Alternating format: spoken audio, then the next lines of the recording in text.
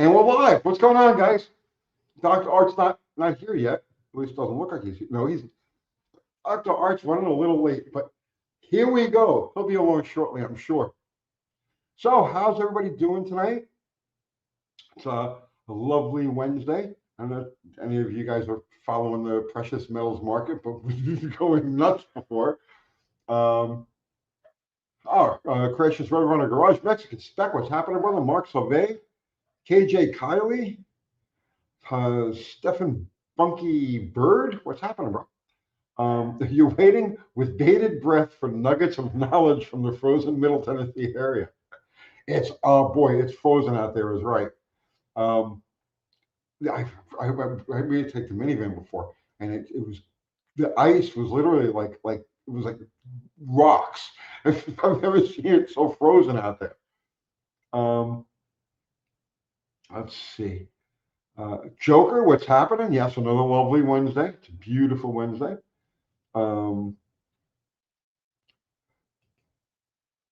the Nashville swap meet is canceled for Sunday at Nashville Spear. We have the best like middle winter swap meet. I've been going to that one for, oh, I don't know, 20 something years now. Always great deals, lots of vendors. The car culture is alive and well in Middle Tennessee. I got to tell you guys. Let's see who else we got in here. Buddy Carfano, Min Made Muscle, Oscar Walton. Yeah, no Dr. Art yet. Although, you know what? You know why he's not here? Because we have been going, and we've been starting at 7:30 for the last couple of weeks. Oh, is that Kathy? Oh, otherwise known as Cinnamon Bananas. That's her street name, is Cinnamon Bananas. Oh, well, look, she's bringing me orange juice and coffee. Yes, I have refreshments now. Thank you, Cinnamon Bananas. Okay. So we're actually, we've been trying to name our new pup. Do you have the picture? I gotta show you. Is that my phone or your phone? That's my phone. All right, okay. I gotta show. So Border Collie addiction. We have another one on the way, and we're working on a name. We're working on a name, which is not easy. Yep, Joker's calling. Kathy's got some fans. Jay Mopey. Yes, I missed the Englishtown swap meet also. The Englishtown swap meet was my life for years, man. I remember when they added the second one, because it used to be just a spring swap meet, then they added the fall swap meet, and it was like 2 swap meets a year. It was incredible. Those swap meets would make my year. I would be piling up, and it was like my Black Friday, right? The swap meet. Do you remember the swap meets? Like, we would be broke. We'd be like, we're eating like rice and just we're siphoning gas out of our neighbors' cars. And then the swap meet comes along and woo, we're rolling in cash. Okay, so there she is. And we don't have a name for her yet. We're working on a name. A British name. It has to be a British name. It has to be very feminine. It has to be a girl's name. Obviously, it's got to roll off the tongue. Yeah. So we're what are we leaning towards so far? Callie May is what we're leaning towards. We don't agree on anything. And before the bloodshed starts. Okay. Yeah. Mark Sauvé is saying it should be Elizabeth, Queen Lizzie, a little bit. We had Lizzie on the we've been going back and forth now for hours with the name. Yes, a third border collie. Yes, because you can't just have one or two. Amelia, Oscar Walton. Yes, I love the name Amelia. And actually, I knew, and okay, there's no spelling of it too. Kevin Lee says Amelia with an A. She's been gone for years now, but we knew a border collie named Amelia, and she was one of the reasons why I was like, yes, let's get border collies. This is going back a couple of years ago. Amelia. Oh, it was back when I owned the coffee house, and no, it was the art gallery, and my friend would come in with her dog Amelia, and Amelia would see me and just go absolutely berserk. She'd throw herself on her back and start doing all this stuff. And she was brilliant and smart and beautiful. And she was one of the reasons why I wanted a border collie. The other reason was Neil Bisagli. I used to race around. I didn't race directly with him. We used to race in the same circles. Nitro Neil Bisaglia, and I stayed at his house occasionally when I was up in Wisconsin. And he had a border collie. Don't remember the border collie's name, but this dog was just absolutely brilliant. He would say, "Go get me a beer," and the dog would go to the fridge, grab a beer, close the fridge, and then bring him the beer. It was just amazing. I never saw a dog like that. So, but yes, we border collie number 3.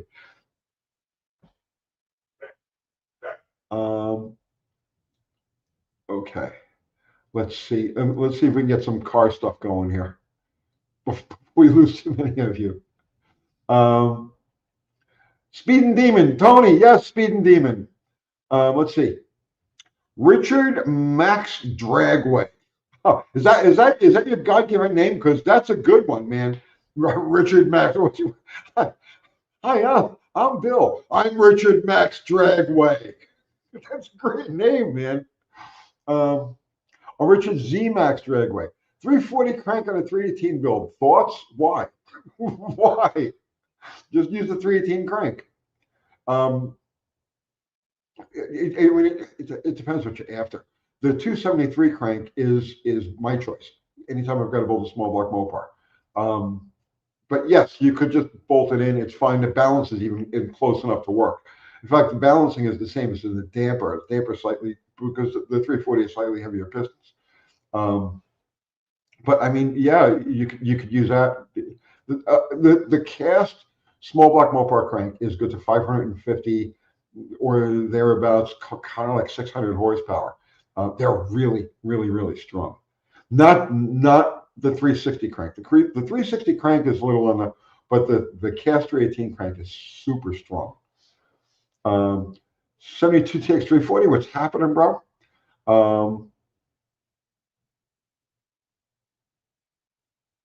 Let's see. Fubar's in the house, and Fubar just put the link to my merch. So if you want one of our shirts, this is a shirt, and I don't know which one I'm wearing. It's probably the internal combustion one. I don't know, but I have thousands of them, so I've just been wearing them. But yes, we have those in our hats and all kinds of other things in our store at UncleTony'sGarage.com. Thank you for putting the link up there, Fubar. Let's see. Buddy Corfano, does idling your car to warm up do any harm? No. Why would it do any harm?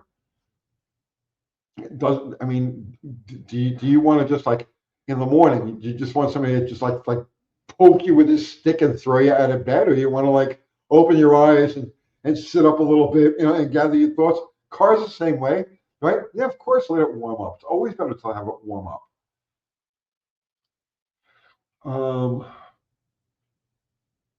Okay, let's see. Richard, you have 2 344 cranks that need a home. That's why I asked.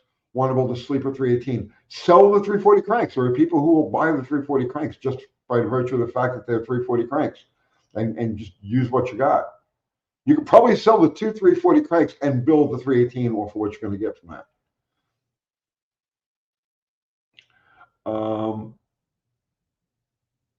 Zero is in the house. What's happening, Zero, brother? So we've got the terrific trio in the house. Mexican Spec, Fubar, and Zero. And all is well with the world. We got to do our precious metals report. I just got to see what's going on because it's been wild today. All-time highs, silver and gold today. So currently, silver is at $5,479. It's up $394.59. Congratulations if you're holding that today. And silver is currently at $117.19. That's up $11.03. And our high on gold today was over $5,600. And the high on silver was just a click shy of 120. So yes, congratulations if you're in metals, guys. And if you miss that boat, start buying copper. Buy copper, buy rounds, get pennies, get in whatever form. Start stacking copper because it's the next to go and it's going to go hard percentage wise. Um, yes, okay, I'm going to own that. This is financial advice. Only 22 thumbs up. Good God. All right, guys, come on. Stop slacking off. We need the thumbs up or thumbs down. It doesn't make any difference because they care about engagement. As long as you're engaged, then YouTube says yes, people are paying attention, and so they put the video up or they video live stream, whatever it is. So yes, by all means, if you can, if possible, if it's within your grasp, hit the thumbs up or thumbs down, but hit something to show engagement. And thank you in advance.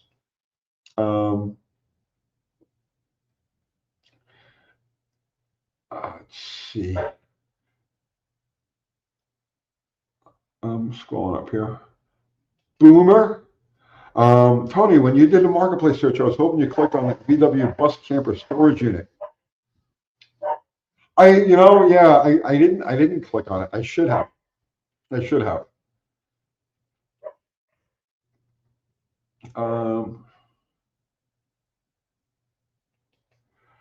Quack Attack, UT, worth it to stack pre-82 pennies or save all of them? No, the pre-82s. The zinc ones, yeah, we'll all be dead and buried before the zinc is worth anything. But copper is loaded copper is like a coiled spring ready to take off because people are saying, oh my God, we're in trouble financially. Okay, like the average person, the normies are starting to wake up and are starting to realize what's going on, and especially after moves like today. Oof, like a rocket, both gold and silver. So they're going to realize they're going to wake up in the morning and they say like, well, gee, I can go buy silver for like $18 an ounce, right? No. First off, you can't get it for less than spot anywhere. You're going to spend $125, $130 an ounce right now for silver. So that's a problem because a lot of people just don't have that kind of loot laying around.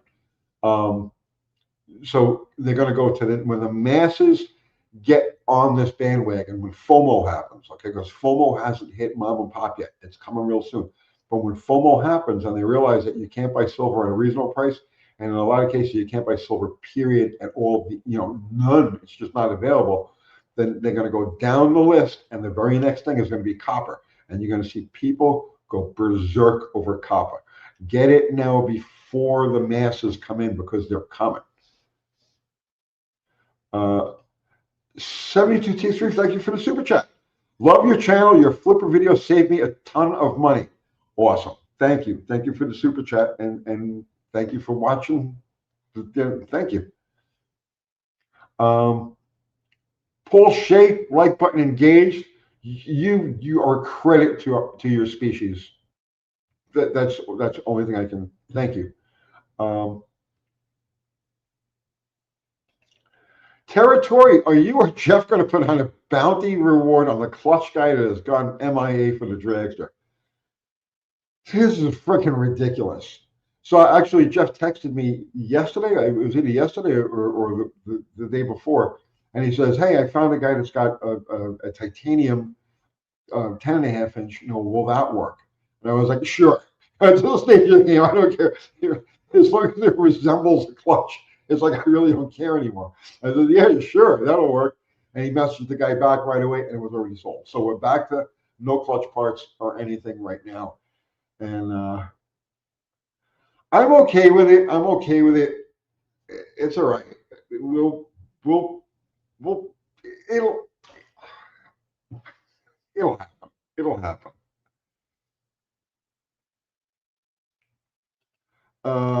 Thunder Falcon. Hey, Tony, what's normal oil pressure for a Slant 6 at idle and driving? Hot. Okay, so you first start it.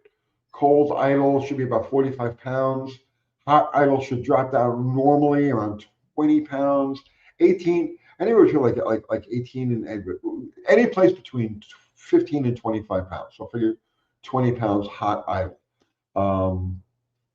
And then driving, you're going to see the Slant 6 pumps the bypass is shimmed for around 40 psi. So that's about all you're going to see. It's like maximum you're going to see is like 40, 45 psi.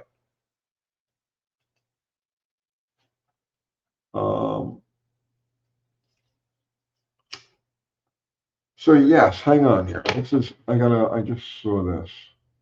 Um, Creekside Garage. I see Buffalo Valley has been leased and will stay open with IHRA sanction. I don't know. I don't know what to make of that. I mean, obviously, I'm happy it's going to happen, right? But what I don't understand is Gary, the guy who owns the track, made it clear all through the year that no, that's it. We're closing at the end of this year, and that's going to be the end of that. And I even did a video. I went there the last night that they were open, and we shot a video there. And I was very sad to see it go because Buffalo Valley, it became very fond. It's a very frustrating place to make runs at because it's way uphill and it's narrow and it's sketchy at best, right? Um, so, but I became very fond of the place by the same token, you know. So he made it very clear through the whole year that no, that's it, we're done. It's on family land. Once we close it, it's closed for good. And now all of a sudden, I found out today. Yeah, the IHRA has bought it or leased it or whatever, and it's going to stay open as an IHRA track, which it's always been an outlaw track. So now I don't know how Buffalo Valley is going to work with a set of rules. Buffalo Valley is one of those places where you go, you pay your $10. That's all it costs to run a car there. You pull through the gate, you hand them $10, and it's like, go knock yourself out, right? So now it's going to have a sanction, so there's going to be rules and stuff like that. Most of the stuff, I don't want to say most of the stuff, a good bit of the stuff that runs at Buffalo Valley is pretty sketchy. So it'll be interesting to see how they tech and everything over there. Obviously, I'm thrilled that they're going to stay open, but yeah, it's weird, right? It's weird. Gary's he's good. Gary's a good guy, but he's an odd duck. I gotta tell you.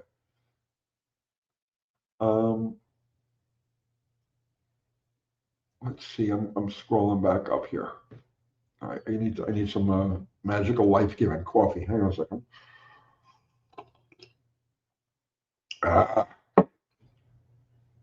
Okay, scrolling up. Dr. Art should be along momentarily. Like I said, we've been starting these lives at 7:30, so he probably thinks that that's what time we're going.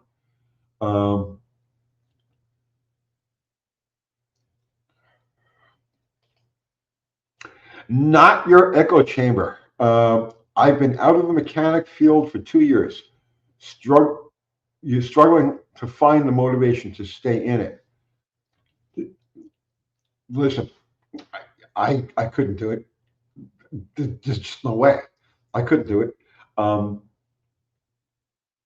So I understand. Like if you're currently in the field, I see where the motivation is tough. To be a general mechanic today, just no. It's a bad deal. If you're going to stay, if you want to turn wrenches, pick a specialized field.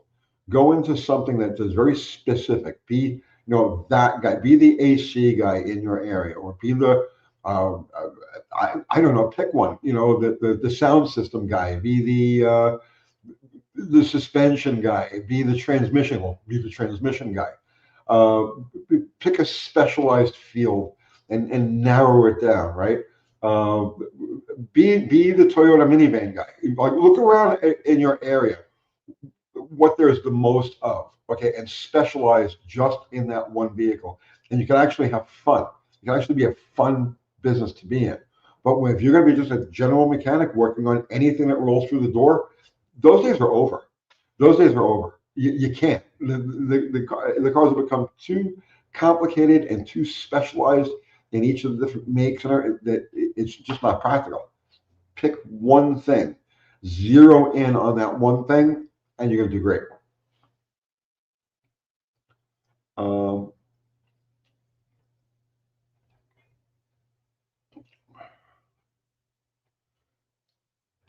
Joker, YouTube guy, Matt Quirios Cars. I've seen a couple of his videos.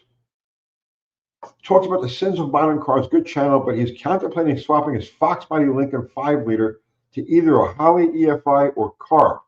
Problems with car as is. I I don't know.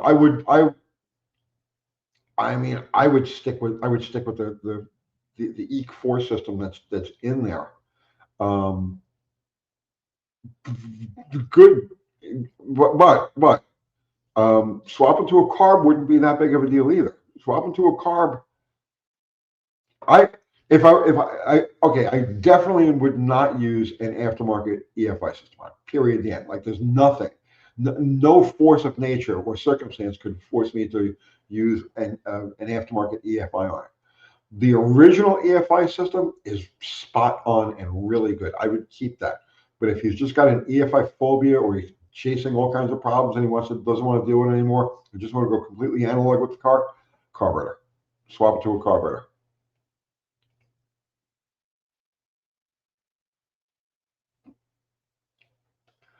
Benny Carfano, my uncle made good money being the neighborhood brake guy out of his driveway. Yes, yes, exactly, exactly.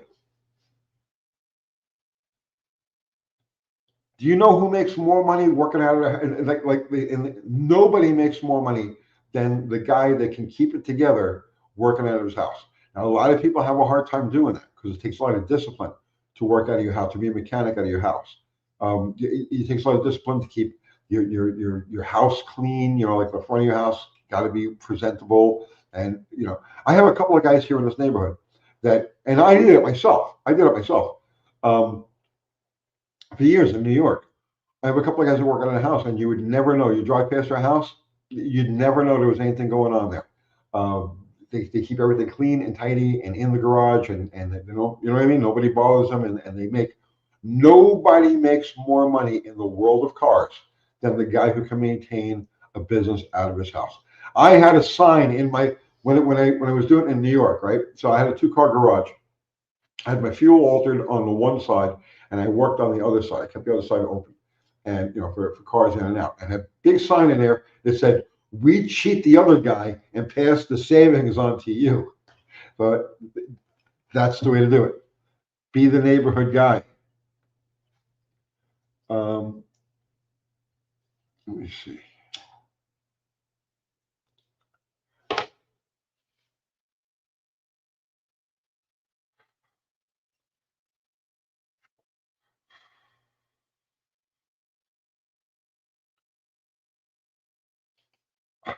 PG-13 to Bill Hunter. I would like to LS a Yugo. We did when I was doing Cars Illustrated magazine. This is 40 years ago. 40 years ago, right? We used to joke around a lot in the office. So it was me, um, Jim Cosks, and Neil Van Opry. Okay, and we would sit around the office and we would goof on shit all the time. And we came up with this ad. It was a phony ad, and we ran it in one of the magazines for the Chrysler Imperialist, right? So anyway, that went over pretty good. People got a kick out of that. So then we were going to do the Yenko Yugo, and there were initials after it, but it was the Yenko Yugo, and it was an LS6, a factory LS6 Yugo. And I think we did the ad and everything, but I don't think we ever actually run it. The Yenko Yugo.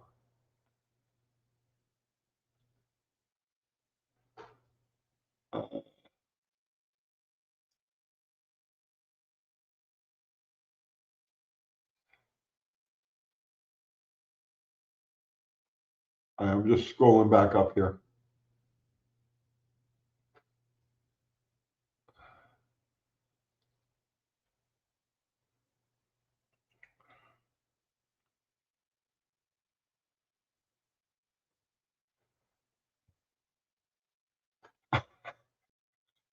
Well, Opal Magic, UTG, can you update us on gold, silver, and politics?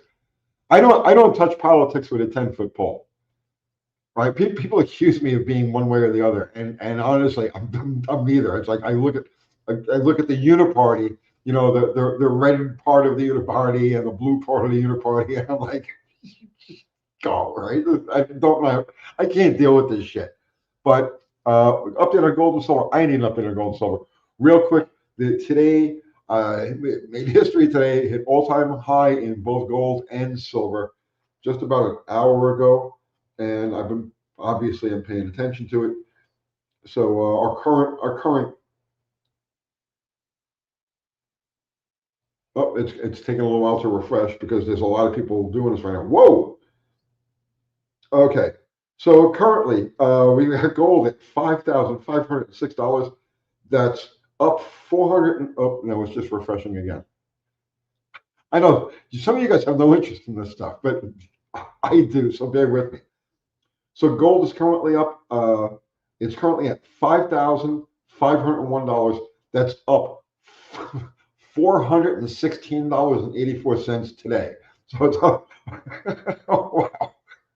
I bet you didn't have that on your bingo card, right? And the current silver price is $117.68. That's up $11.52 on a day. Do you remember what it was just a year ago now that a $1 move in silver was like, oh my God, it moved $1 today, up or down. Today it's an $11 move today. Nobody really pays attention to it. But yes, we've hit fresh all-time highs in both silver and gold. Um, Yes, interesting times. Interesting times.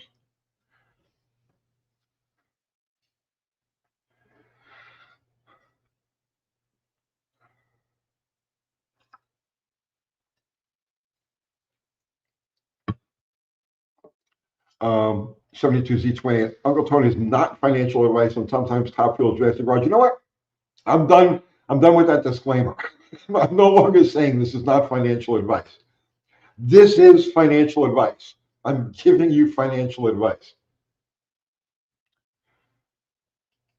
Noodle Eater 69. I love noodles, bro. I just found uh, Kathy Bananas found some noodles. They're Japanese noodles. Freaking delicious. I can't think of the name of them right off the top of my head. But yeah, so National Nitromethane Party. Yeah, I don't want to go back to that. Well, I'm going to go back to that for a little bit, but just a little taste of it, and then I'm back out of it. Noodle Eater 69. You guys want to see some cool, see some funny shit? Um, Look up Dream Eaters. The Dream Eaters.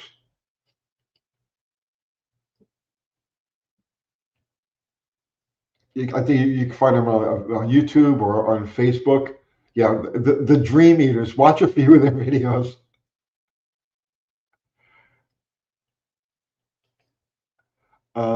Thunder Falcon Gold is going to reach upwards of $10,000.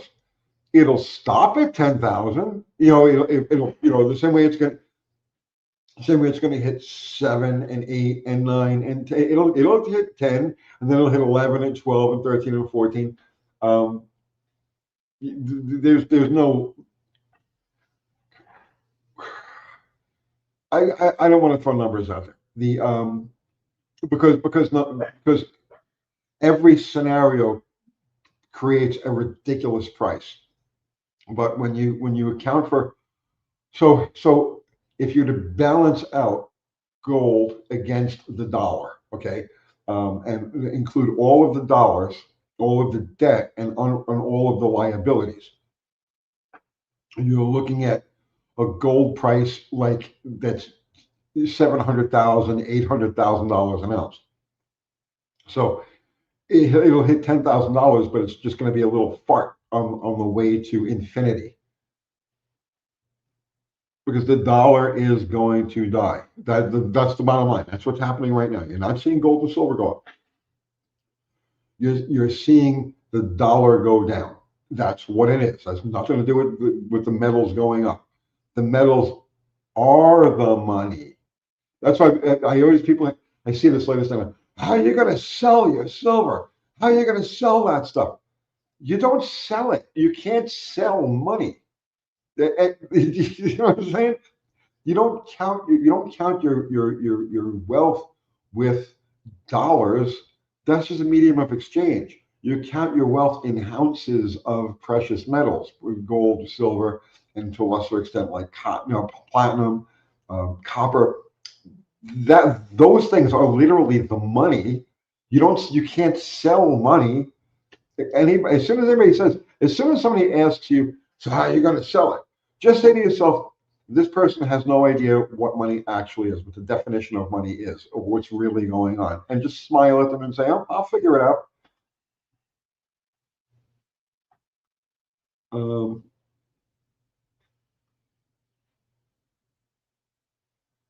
let's see.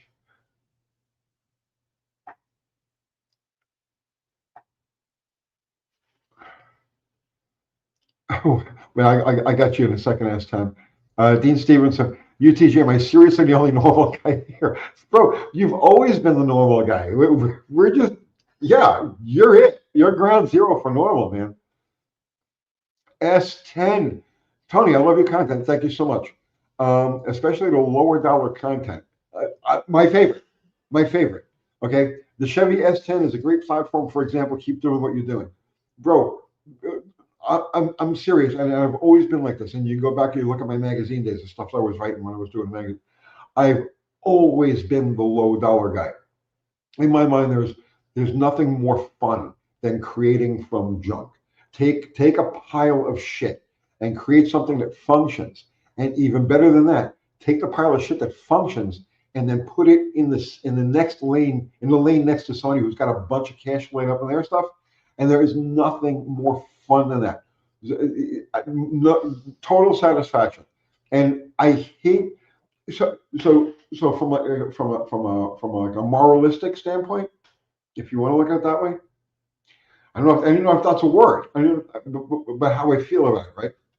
Is that I hate the idea that somebody who loves cars, trucks, motorcycles, racing, okay, performance, vehicles, whatever it happens to be, I hate the idea that they can love this stuff, but they're priced out of it. They can't afford it, right? And I've always been this way because I was that way. You know what I mean? I remember doing ridiculous things to make a handful of coins so that I could do something with one of my cars back when I was a kid. So that never left me, right? So for me, it's like it's the most satisfying thing in the world to help people that have no money but have big dreams. You know, if you could just get the ball rolling, then the money will come afterwards. But you have to get the ball rolling, and you have to do that with empty pockets. And so that's why I've always been like, yes, scrape the bottom of the barrel. You know what I mean? Scrape it hard, and then take that shit from the bottom of the barrel and craft it into a machine that runs. And then once you've done that, try to make it go fast. Nothing more satisfying than that. That's how I want to be remembered. Okay? If I got to be remembered by anything, okay, as anything, I want to be remembered as the guy that works with shit. Okay? I want to be remembered as the guy who had every reason. I mean, you understand, I've been at this for a long time, right? I could literally, I could buy or build anything that I could dream of. Okay? I don't want that. I don't want that. I want to be remembered as the guy who built shit, the guy who worked with shit and taught people how to work with shit. That I want that to be my legacy. And I swear to God, I'm not even stretching that the slightest bit.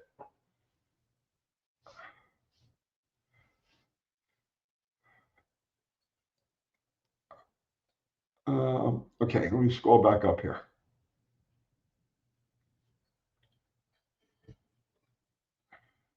$318 for the modest win. I love the 318.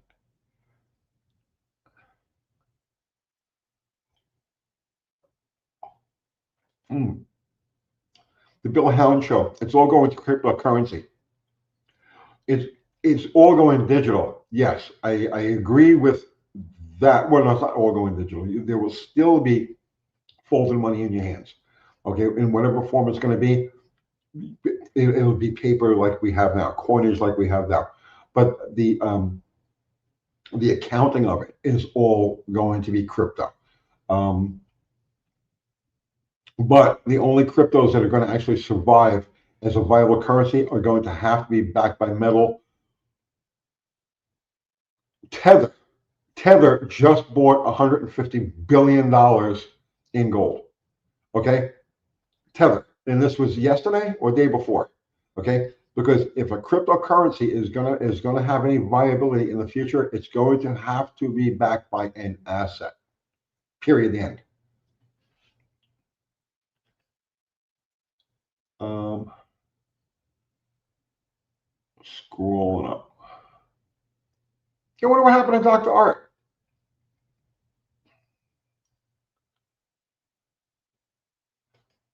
Joker, Tony's next marketplace search. What can you get for free? Pretty much everything I looked at on that. See what's free, okay? Everything was priced so that you could buy it, grab a couple of parts off it to sell, and then scrap it and get your money back. So at $500, pretty much everything you're looking at is free, more or less. You have to do some work, but it's free. Um,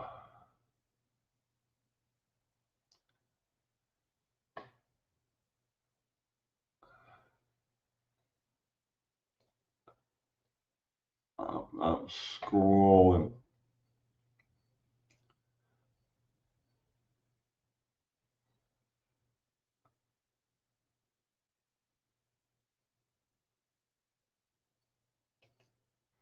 BS Customs. Hey Tony, why do old race tachometers jump around like update every second or so instead of being smooth? Okay, is old race tachometer because they weren't supposed to be directly wired. So if you're talking about a tach from like the '60s, they have a for lack of better words, there's a word for it. I don't know what it is, but it's like a condenser more or less um, that acts as a go-between between the ignition system and the tach. I don't remember what they're called. And they did away with these. They started going out right around 1969, 1970. So, or thereabouts. And then from that point, you got to the standard 4-wire hookup. But before that, it'd be like an aftermarket electronic tach from the '60s.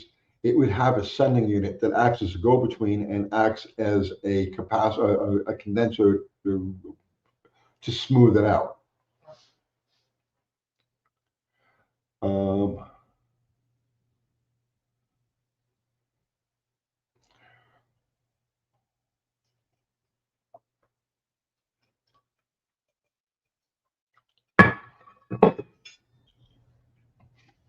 uh,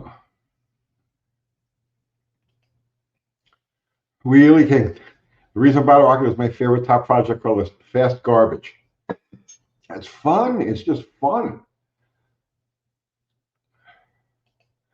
What's on that? A $100 box of nickels is really worth $250 at today's price if my calculations are correct. No, $100 box of nickels uh, would be worth $130, right? 8 cents. 8 cents times 1,000. Where I got 130 from? I'm thinking it's 3 cents over. $100 box of nickels would be worth $130 if each nickel is worth 8 cents. I think, but that's what it works out to.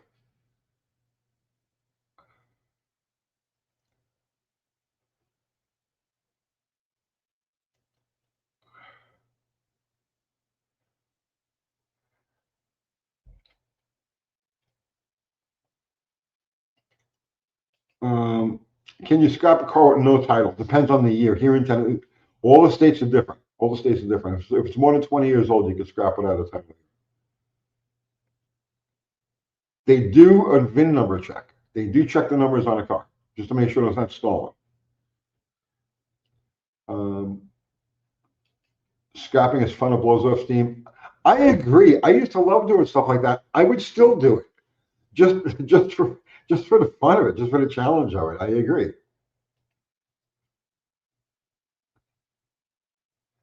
Um,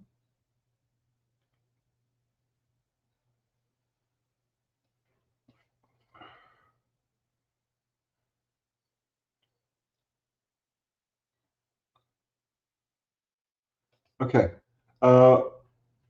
Butch Sticks. Hey, Uncle Tony. I hope you're well. I am very well, and I hope that you are well as well. Question. Besides Marketplace, where is the best place to search for a classic car? Looking for a 68 to 69 Camaro. Not a trailer clean, but decent. Um, Craigslist used to be really great, and then something happened to Craigslist, and it just all of a sudden it just fell off the. But it's still there. So that's one possible place to look. Um, it's hard. It's hard to say. There were groups. There were forums. I mean, of course, there's Bring a Trailer. There's I don't know. I can't. I'm not actively looking for anything right now. If I was, I would be more in tune to like what venues. Um, but I would put the word out on some forums. Find some first gen Camaro forums, and or message boards, and just put the word out. This is what you're looking for, and at least that will get the wheels going, and you'll have an idea of what the price range is for a given thing.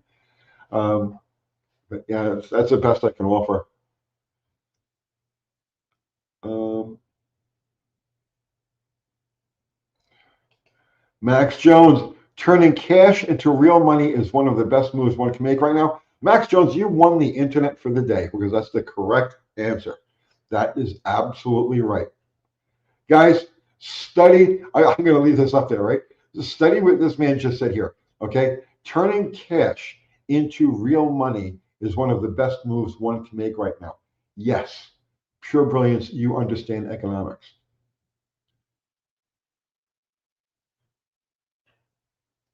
Um,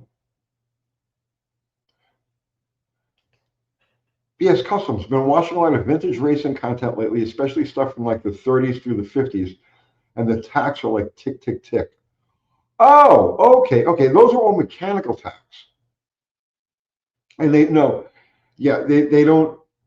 Depending on the cable, um, how it's routed. Like you could have a severe bend in it to fit in a certain way, and the cable won't rotate quite that smooth, and you'll get that jumping in a needle.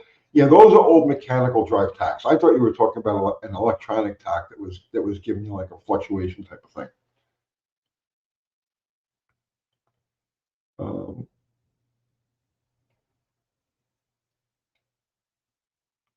let's see.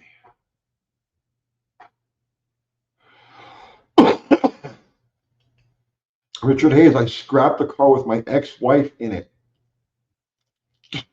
And you put your name on here? Um,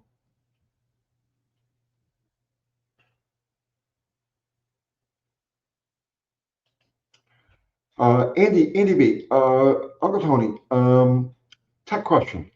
How do you clock arms on a Z-bar? I need to modify an original slant stick Z-bar to work with a 440, 833, and a 60 Plymouth Savoy. Once narrowed, I have no idea if original arms will work. I've never had, I mean, there's no formula to clocking them. I mean, I've fabricated a bunch of, I've several Z-bars over the course of my life. There's no real formula. There's no real formula. I would mock it together. I would tack, I would tack the arms on it, which is really, you got to tack one on, right? So you can do your finish welding, let's say, on the part that goes to the clutch, you know, the final link of it. And then you could just tack the top one and just position it around until you'll break it off and move it if you have to, until you've got it where you've got the pedal clear almost to the top or at the top of the throw, and you've got the fork where it's just making contact, and at that point you can weld everything up, providing you have well, you would have enough adjustment. It's not so much where how you clock your arms on the Z-bar, but how much thread you're going to give yourself on the adjustment, you know, for that final link.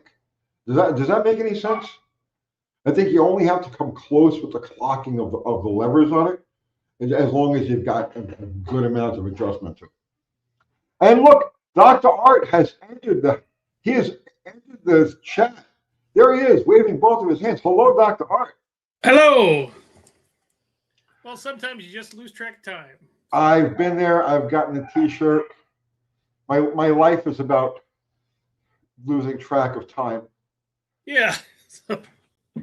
So No since big Dr. Art's deal. in here, I have here, keep them going for a second. I have to do a you see what's going on, right? Yeah. Okay.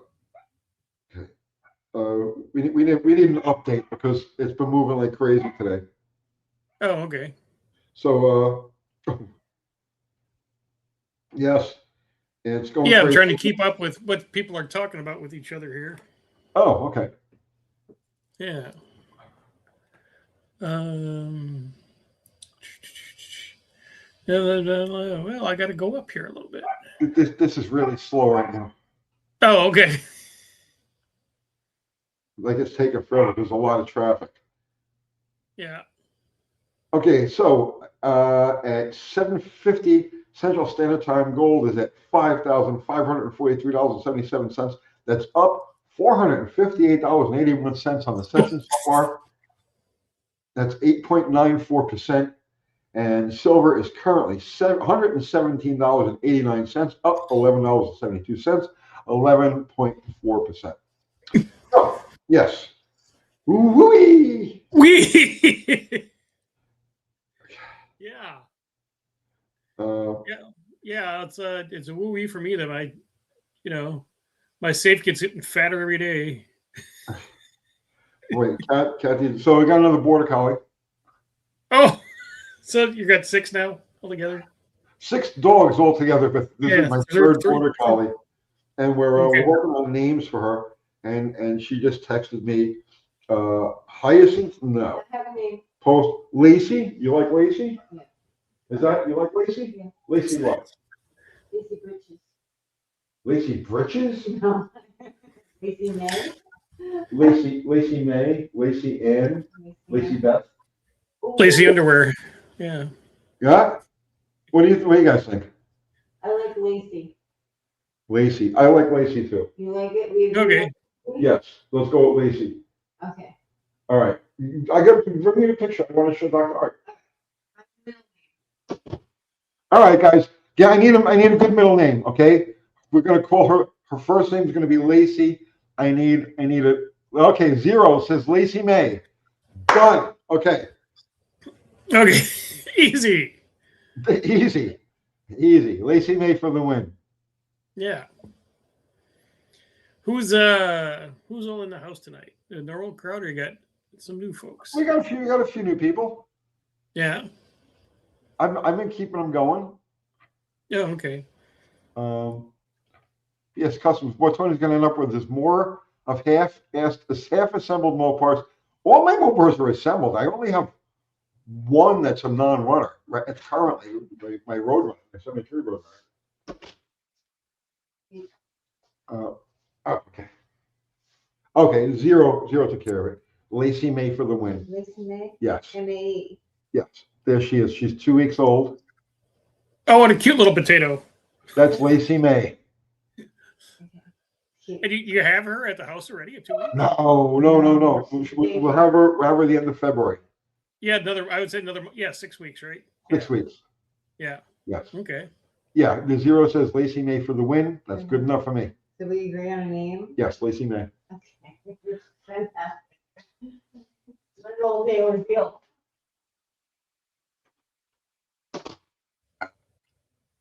There was my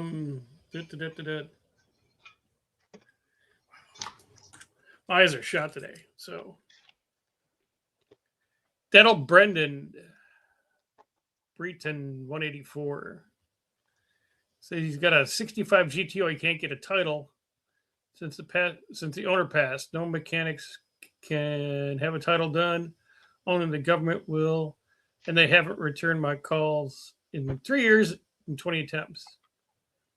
Are you in the States or are you down in Mexico with Mexican spec? I have no idea. Because for a small fee, you should be able to get him a title. Go for it. Yeah, it's pretty easy. The trifecta of trouble. Rope is Yeah. saying. My 3 border collies. Now you need the extended Dodge van for 3 crates. Like, so here, okay. First off, they're amazing. They're just the most amazing friggin' animals. But I want to. So Winnie is 2, Molly is 1. So if I'm going to get another one, I have to get it now, Okay. so that they're together and they all go through the same activities and they keep each other busy and occupied and they have their own pack and everything. So yeah. Sure, that logic is perfect. And they're sisters. They all have the same father. Oh, really? Yeah. Oh, okay. So they should all get along fine. They're just so freaking amazing. Oh, okay. Well, you have a border collie. Yeah. And an Australian Shepherd too. Oh, your father-in-law's? Yeah. Yeah. He's getting much better. He's getting more used to, because he basically lived on a kind of a farm his whole life, and now he's like, oh, I'm in a house and there's heat and air conditioning and treats and. Oh, the dog. I thought you were talking about your father-in-law. It's same thing. Oh, did he ever come back? Because you said that he wandered off someplace. Yeah, no, he came back like 2.5 weeks ago, 3 weeks ago, like the first week of January. Yeah. And we're going to put him in the top fueler? Is that the plan? We could. he's 88. He may go. All right, Gramps, send it. Hammer it.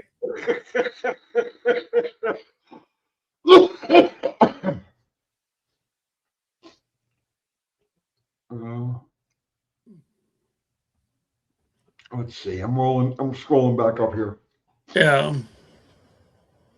Richard Hayes, Tony, favorite brand tool over the years? Craftsman. What about you, Dr. Art? Free. Free's always a good brand, yes.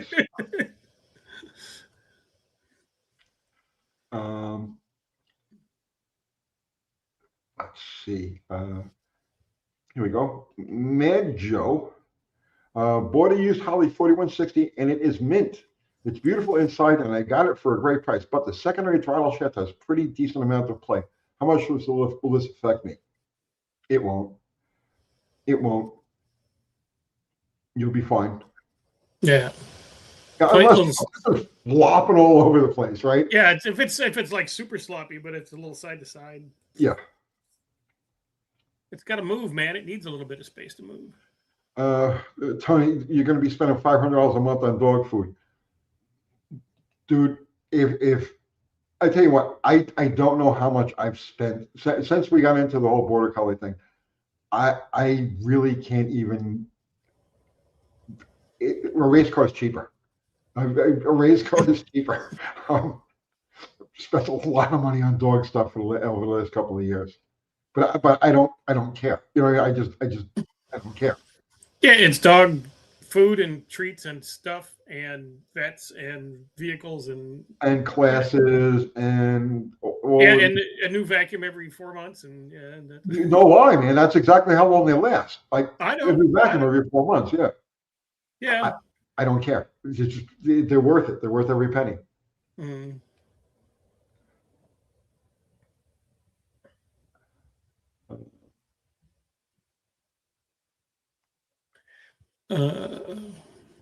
I'm just scrolling up here. Yeah.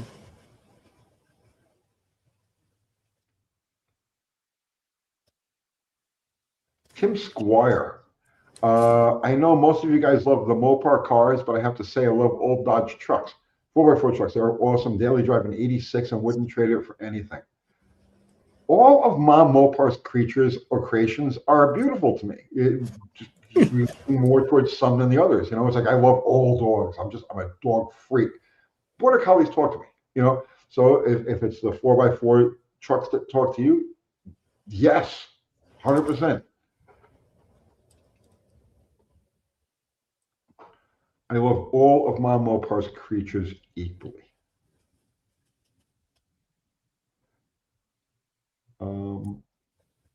Losland 40 bought a 80 El Camino, 86 parts car Really? a few months ago before.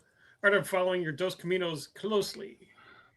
Tell people what you've got going on there, who aren't familiar, and give them a reason to go over to your channel.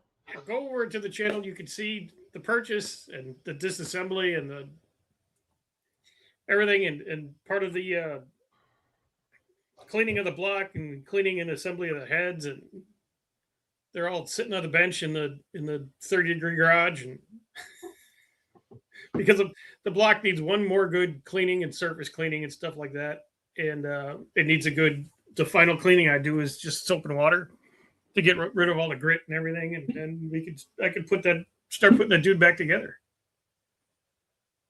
And they can follow all that over on Dr. Art's Hot Rod Rehab.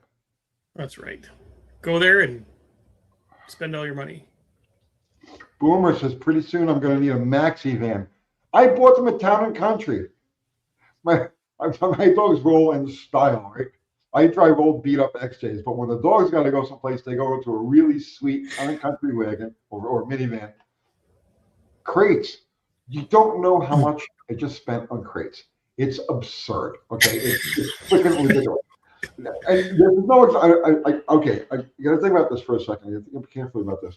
I spent more on crates. I have more invested in dog crates right now than I have in at least half my fleet, right? It's ridiculous.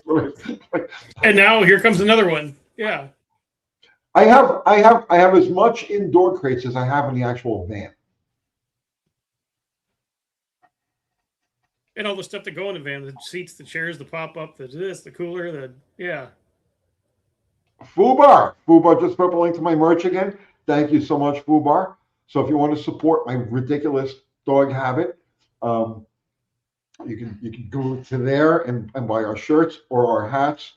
And every little bit it goes to the dogs. Everything goes to the freaking dogs. It's just the way it is. I would not have it any other way. Joe K says you need the Sprinter van now. No, we're good with what we got. Town and Country will do 3. Yeah.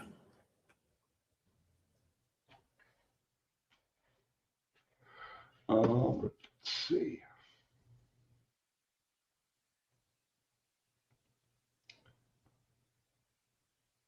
Did you see, and I just seen this, and I don't know if this is a bullshit thing that I just seen, but apparently Gary had leased his track for the next year. Yes, I just saw that. And IHRA it's an IHRA track, and it's got money behind it, and so got to go back to Buffalo Valley. I was talking about that earlier. Somebody brought that up, and yeah, I saw that, and like Gary made this big. He was very clear with the whole thing. We're done. The track is closed. It's on family land. You know, we can't sell it. We can't do this. And then all of a sudden, boom, IHRA sanction and a new manager, a new track manager. I have no idea. All I know is somebody wrote him a nice reader. Yeah. And it's even better if he doesn't have to do shit but sit in his little house up on the hill and watch the drag racing all night. Boss Kathy says it's not true about the dog crates.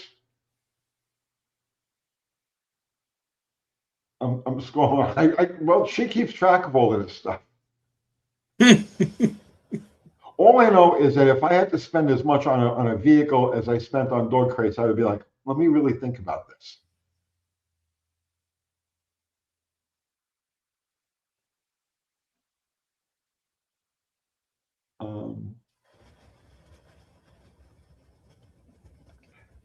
Eric Wilson, hey Art, I've got about 98% of my E38 standalone harness all figured out, I think. Now I just got to save up enough money to send you my ECM so you can work your magic on it. Yeah, we've been helping him through. He's working through issues with starter relays and things like that and whatnot. So he's moving along good. He's doing a good job. Back to metals. Hey, Uncle Tony, if you had 5 pounds of gold right now, what would you sell or wait? And if you wait, for how long? All right. Okay, this is financial advice. All right. Do not sell anything. Hold on with a titanium death grip to every flake of metal you have. Do not attempt to sell it now. Don't pay attention to the price. Just walk away. If you're sitting on 5 pounds of gold, that's a really nice haul, right? Pretend you don't have it. Just walk away. Don't pay any attention. Come back next year or the year after, right? And you never want to. I talked about this before, okay? And this is a hard concept for most people because most people are not taught about money. Like they don't teach you what money is, okay? You don't sell precious metals. You cannot sell a precious metal because the metal is the money. You can trade it for some currency. See, that's the conceptual difference, Dave, right? Wrap your head around that, understand it, have it tattooed to the back of your hand so you can read it every day, okay? You cannot sell gold. You can trade gold for a currency, but you cannot sell gold. As far as the timing of it goes, we're in the middle stages of an economic collapse. And the further it goes, the more rapidly things happen. And if you want to see, okay, guys, I'm sorry. A lot of people come in here for car, but there's some people, and I feel it's my responsibility to talk about this stuff, okay? Do yourself a favor. Find a chart of a gold chart from the Weimar Republic, from the hyperinflation that took place in Germany in 1922, 1923. Look at the gold chart, where it started out at 419 marks per gold, and they stopped at a quadrillion marks per ounce of gold 13 months later. Look at that chart, the gold chart from that period, and look at the gold chart that currently exists. And you're going to be like, oh my God. Okay. They're exact twins to each other. They match exactly. Right. Don't think about selling anything right now. Hold on to everything you got with death grip. Okay. Let's go back to cars. And then take that 5 pounds of gold and buy yourself a big fucking house. Yeah, well, you can trade it for land. Yes, definitely. 5 pound weight. Yeah, get land in a house for thank you. Bye. Get out of yeah, if you just feel like you got to get rid of it, that's what fertile land. Fertile land. That's about the only thing you can do with it.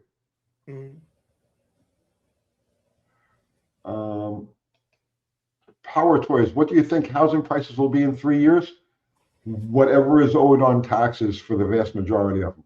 Like literally, the world is getting foreclosed on as we speak. All of these properties are going back to the banks, and then from the banks they're going back to the cities, the states, the counties that they reside in. What do I think housing prices will be worth in 3 years?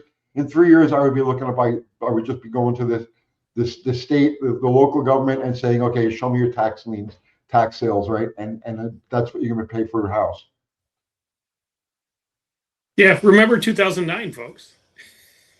2009 was nothing compared to. Well, yeah, but it's. Well, I mean, I was living in Vegas, so it was a little bit more impactful out there. There was just empty houses everywhere, and you can get around on the freeways. Nobody lived there. It was great. Ego death please. Great time to borrow and buy a bunch of assets. There are some unscrupulous people out there now that are currently running debt off the chain, and I'm talking about on a big scale. Okay, I'm talking millions, tens of millions, hundreds of millions. There are unscrupulous people right now that know what's going on, and they're running their debt off the end of the scale because they know it's all just going to default. So, do what you're going to do.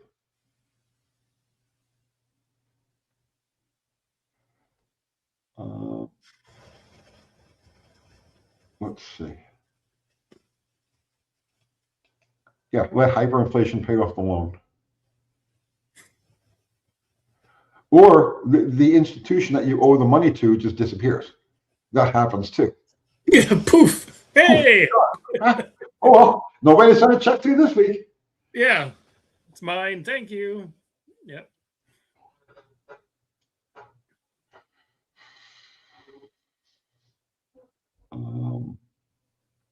Let's see.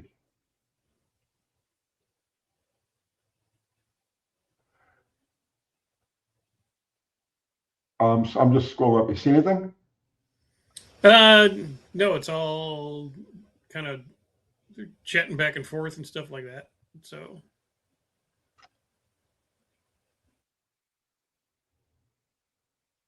Hey, Joker, this is financial advice. Scoop, you had a gold 67 satellite.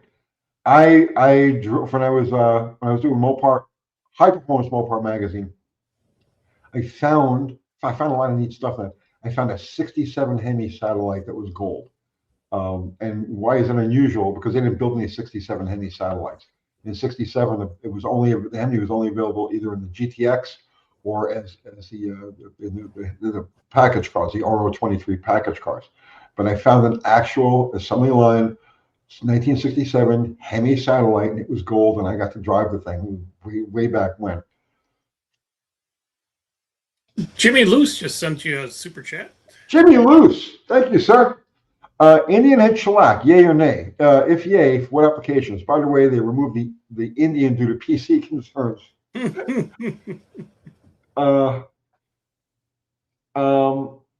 Indian head shellac on non-composite gaskets that you don't plan on tearing down. So in other words, like let's say you build something with shim head gaskets, right? Like a steel shim head gasket deal, and it's permanent. Okay, so you're bolting this together and you have no intention of taking it apart. Use the Indian head shellac. It'll maintain. It'll fill the small pores that could eventually turn into a leak. But if it's like a performance engine that you're like, maybe next year I'm going to change the heads, or maybe next year I'm going to pull it apart, whatever it is, then don't use anything. What are your thoughts on that, Dr. Art? Yeah, pretty much. If you never, well, you're never going to be able to, but if you never have the intention of taking it apart again, like it say it's your freaking push lawnmower. Hey, it's a tool. Run it forever until it dies. Perfect for it.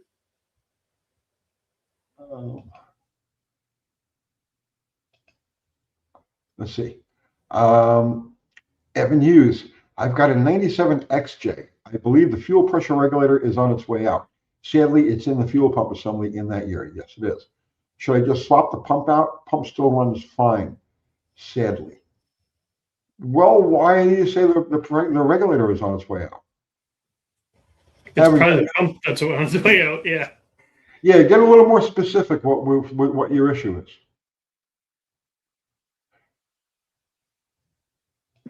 And Mexican Spec is saying the exchange rate of the dollar to the Mexican peso has dropped 70 cents in the past 10 days. Wait.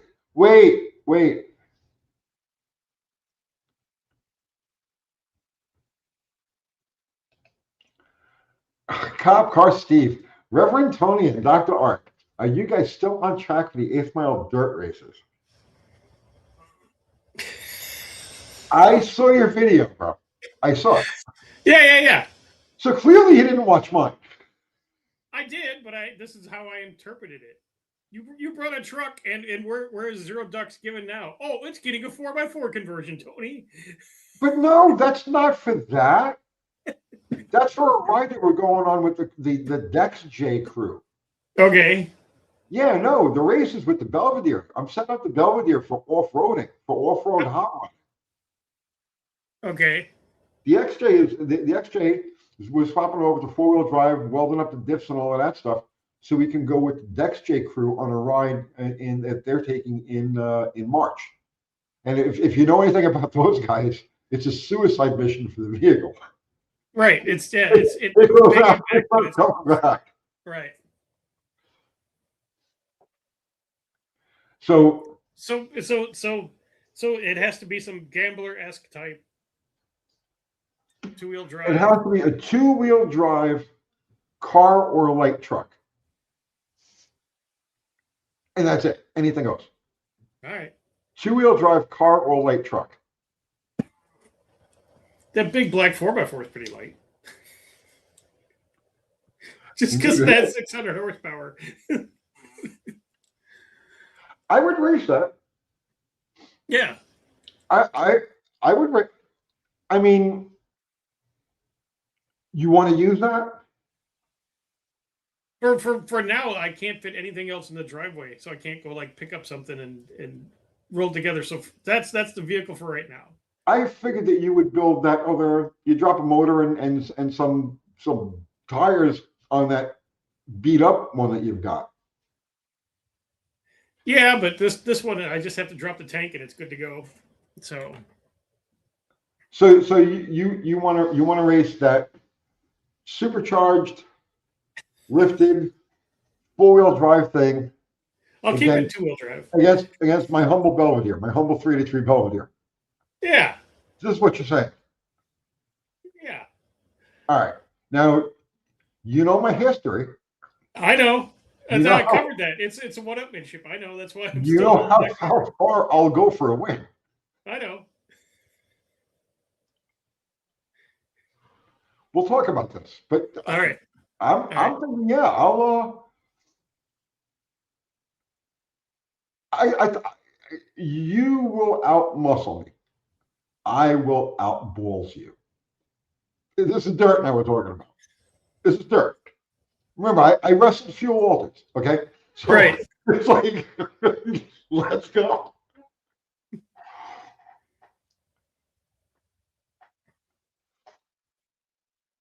Oh, here, wait. Evan, I want to go back to the to that problem with Evan. Because I see he's posting there. Okay, here it is. It will crank and run when cold. If I prime the key enough times, it will fire up.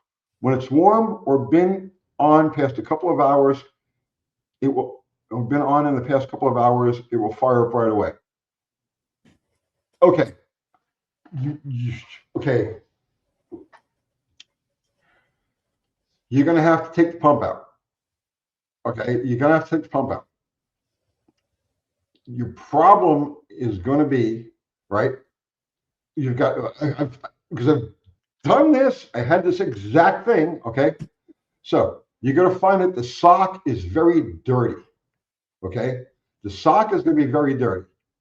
And when you take it all apart, you're going to find that the rubber seal between the sock and the pump is sucked in, okay? And what's happening is, as the sock, so as fuel's being demanded into the sock, it becomes a little more clogged as fuel comes to it. You probably got a bunch of like just silt and stuff rolling around in the tank. It'll start to pull that rubber seal into the inlet of the pump.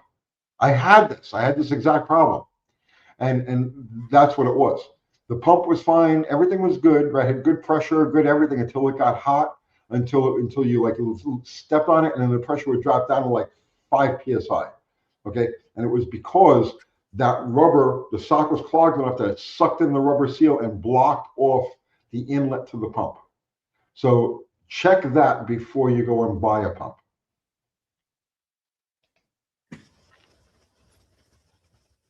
Then Bill McKeiska sent you the super chat also. Thank you, Bill. Is my Taco Bell time handicap still in consideration? What was that now? You have to eat a burrito while driving. I will race you. Okay, I will race you, and I will eat a burrito. Okay, I will eat a burrito and drink a cup of coffee at the same time. There's a handicap.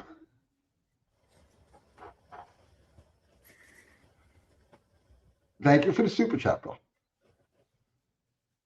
Big 4x4 truck with a supercharged 600 freaking horses. Yeah, no problem. I'll race that. Let's do it. Let's just do it.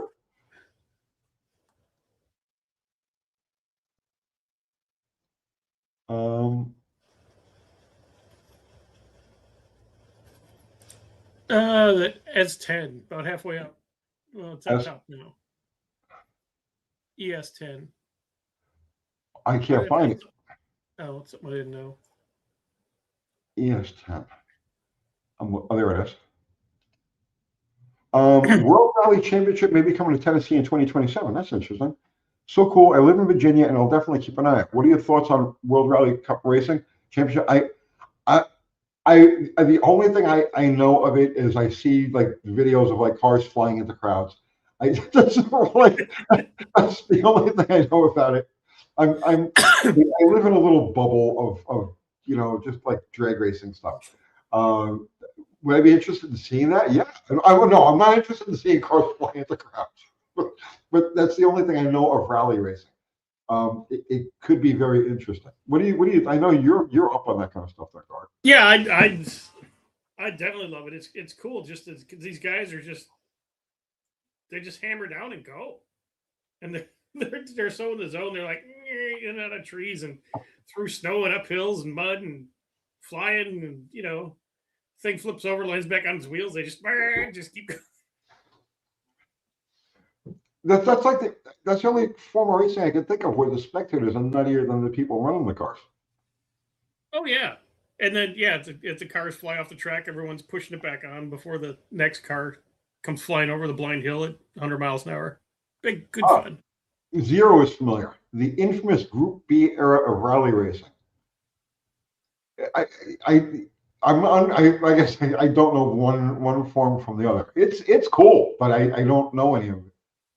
Yeah, Group B was like a no hold barred, as many turbos as you want, all wheel drive, just gonzo machines.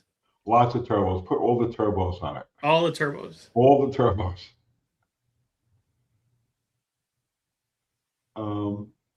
Yeah, I'll race you with that.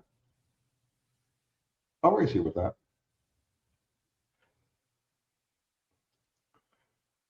Z72 Z20. How would you steer with both hands full? Watch me. Watch me. No problem.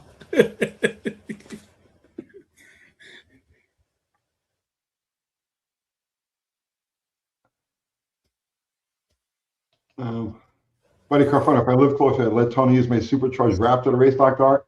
Why? I think a Plymouth Belvedere would be much more interesting.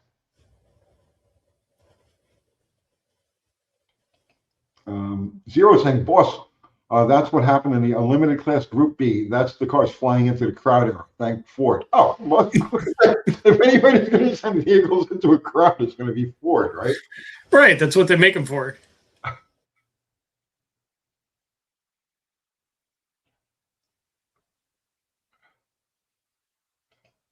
Evan Hughes, he's saying, I was leaning towards fuel pump check valve as it only has a long crank when it sits, not when it's warm. Also doesn't have any fuel delivery issues when running.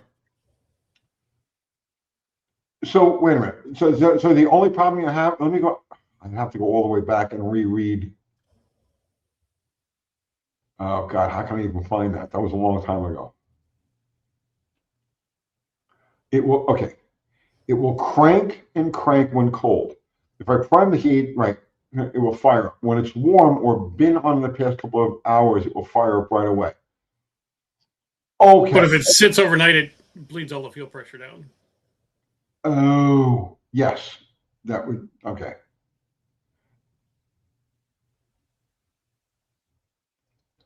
So when you talk about fuel pressure regulator, okay, as soon as you said regulator, I was thinking that the pressure was dropping as it was operating, because that's a situation that I had. But I also had that thing that when I went to restart it, I would have to cycle the key 3 or 4 times to prime the system to get it to fire up. But in my case, like I said, so when you said fuel pressure regulator, I was automatically thinking, oh, you've got the lowering fuel pressure as it runs. So I am sorry if I gave you the wrong thing. If the only problem you're having is that it's just losing pressure overnight, then yes, it would be the check valve. But since you're there, buy yourself a pump.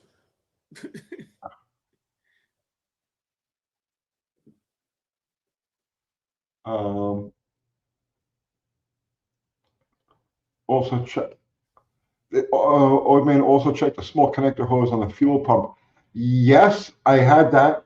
I actually did a video on that. I had that exact problem where I put a new fuel pump in an XJ, okay, and it was fine for a week, and then I started having all kinds of problems, bleed back problem and low fuel pressure problems. Couldn't figure out what was going on. I took the pump out, and that hose had shrunk, and when it shrunk, it loosened the clamps.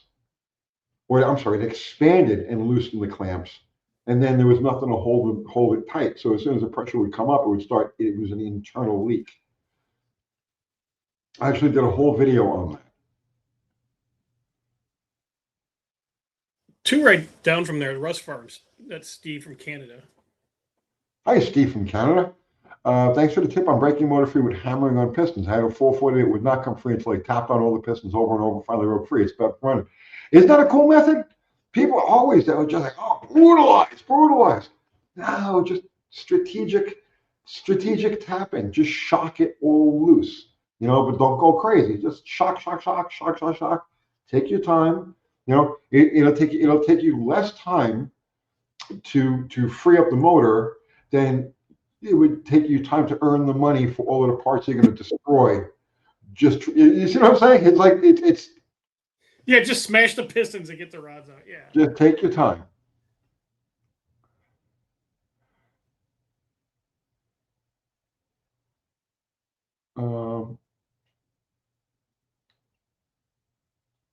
Let's see. I'm scrolling up.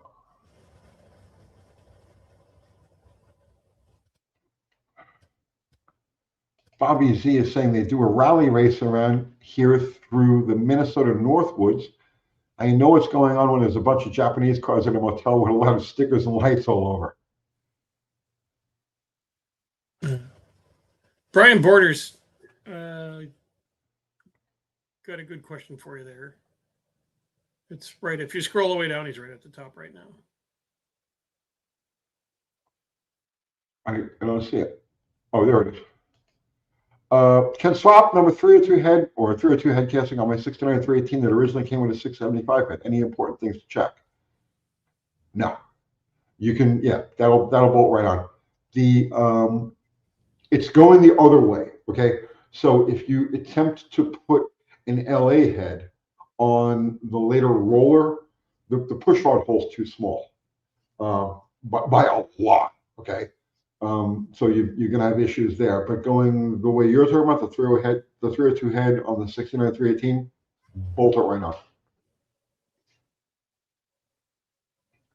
If you have those heads off, right, and you're so inclined, I would do some mild porting on those, especially on the exhaust side. Just clean up porting.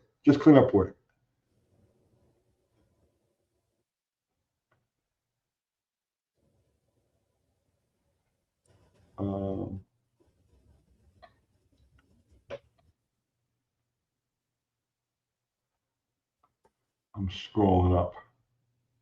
Oh, okay. I'll race you with that thing, Doctor. See, now you're fine. Oh, Your gears are turning. You're figuring out ways. You'll be fine.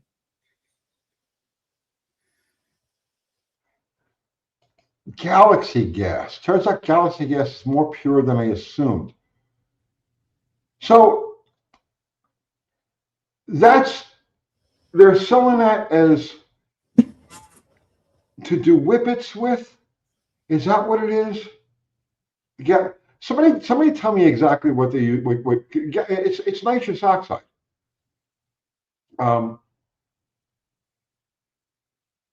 Somebody give me the rundown on the specifics of Galaxy gas.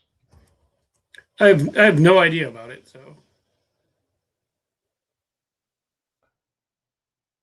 I had looked at it briefly as a cheap source of nitrous a while ago, and I completely yeah, it's for huffing. I know. I mean, if it's like whippets, yeah, okay, cool. Bobby Z is correct. The 675 head flows better than the stock 302. Put them side by side and you'll see why. And that's why I recommend them do the porting. But you've got a more active combustion chamber with the 302. That was the whole point of that 302 head. So for mid-range, small throttle, low RPM, 2,000, 1,500, 2,000 to like 3,500 or so. For the driver range of things, the 302 head is better in that respect.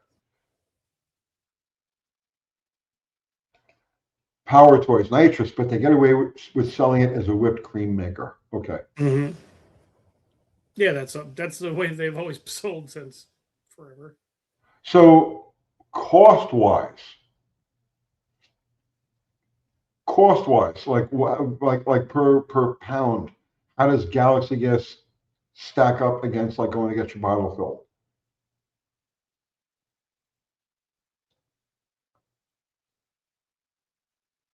Yeah, are you whipping $6 a pound for gas?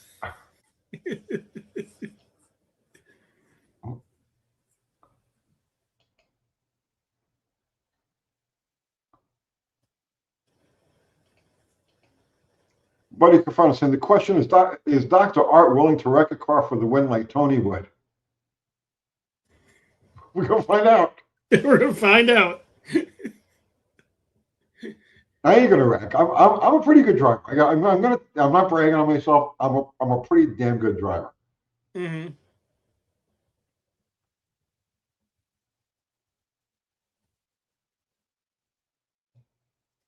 Well, that's why I had to do so much of a hedging my bet, With 600 horsepower and this big giant. Yeah.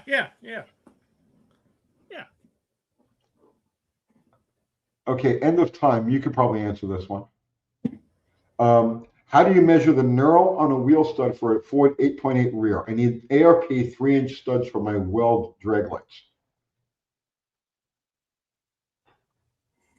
Measure the knurl on a wheel stud.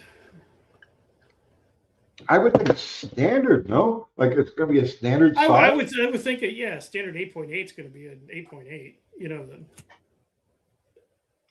The half 120. Yeah, I don't think you have to measure anything. I think you just need to order by application.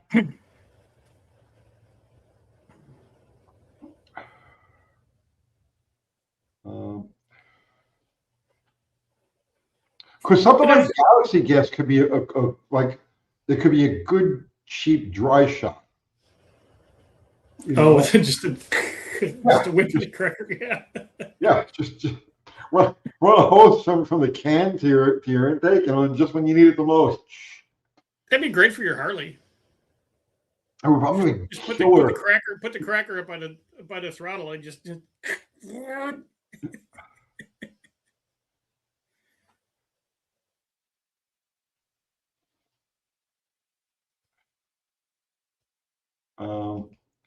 Dad Breton, I have put 302 heads on a 76 360, and it was like putting gunpowder in a golf ball. Yeah, I shaved 30,000 and ported the head myself with the gasket matching. I only followed Tony's advice. It worked out good for you, right? Tons of mid-range, like punch and stuff. It was like an ultimate driver type of combination.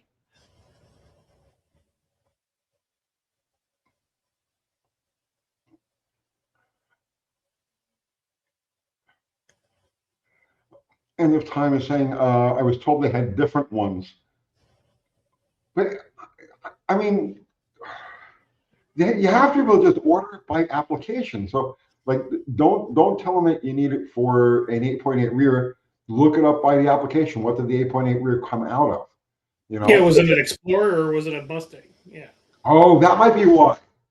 And they put 8.8 in trucks too, so. Yes. All right, end of time. Yes. Okay. So you need to determine if you got big or small lugs, because the truck application is going to have a bigger stud than the car application. You just measure the hole, can't you? Knock out the stud that's in there and measure the hole. Well, that's probably it's the most effective way to do it. But just end of time, do you know what the rear came out of? Because if you know what the rear came out of, just order it by application. If it came out of an Exploder, then order it for, for that. If it came out of a Mustang, order it for that.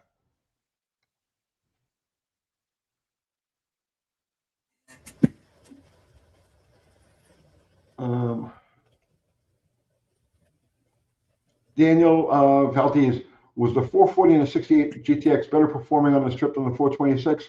Most of the time, yeah. Most of the time, a solid running 440. Now, it's almost stock trim. I'm not talking about modified cars. I'm talking about just the way they came from the factory. More often than not, a well-running 440 would run right there with the 426 Hemi.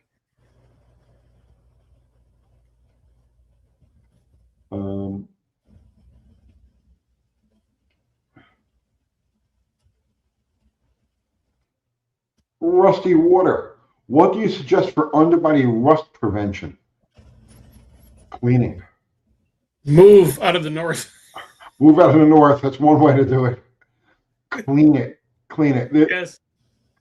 There's nothing you can coat the bottom of your car with that's going to be as effective as at the end of, like, the snowy season. If they have to get underneath there with a pressure washer and get all the nooks and crannies. Because let's say you undercoat it, right? Or use any of these spray-on protectors. It doesn't stop the rust from getting into the salt, dirt, things that are going to hold water, moisture. Because it's not always the salt that gets it. Sometimes it's just dirt. The dirt holds moisture against the metal. And then the metal starts to bubble and it holds more dirt, which holds more moisture and causes more bubbling. And that's how rust spreads really quickly. So it's not always salt that's going to get you. The only surefire way to keep a car from rusting underneath is to clean it periodically. You get underneath there with a pressure washer and get all the nooks and crannies and blow off all of the dirt. Dirt! I'm telling you, dirt causes rust. And that's it. That's the most effective way to do it. Get a car wash subscription to your closest gas station that has one and rip it through, twice a week, once a week, whatever it is, and that'll help quite a bit flush all this shit out of there. Some of the worst rusted cars I've come across have had undercoating. Okay, and some of the cleanest ones I've ever come across were just bare. And I was parting cars for a while. I was parting out mostly A-body Mopars. So I came across all different situations.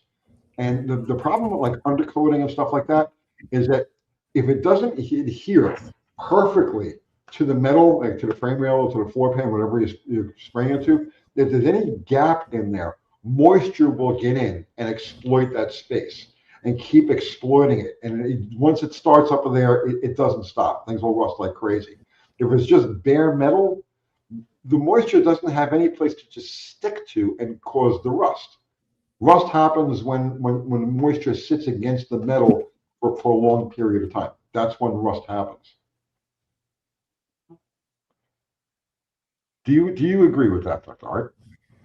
Yeah, there's nothing you can do when you live up there. You can Z-bar it, you can this, and you can it's going to get you.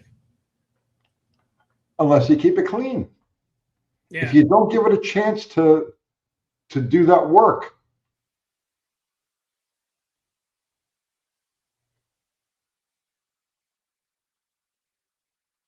Let's see.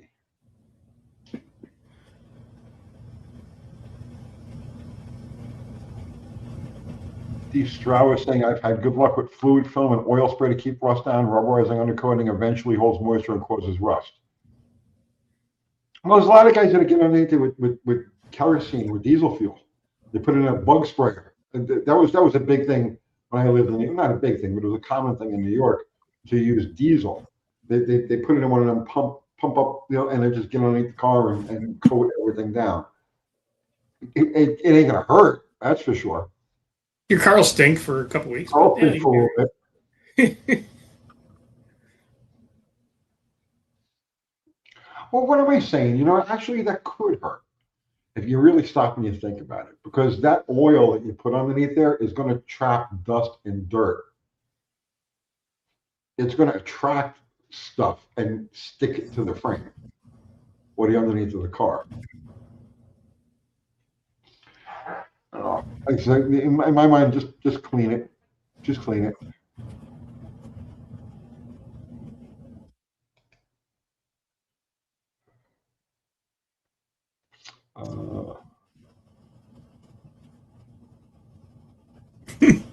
Yeah, nothing stops rust like a good, healthy oil leak.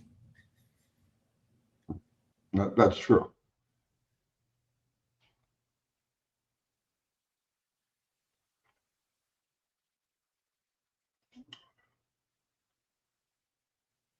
Yeah, if you could rig up some kind of oil sprayer that you lay on the ground and drive your car over once a month during the winter after you clean it.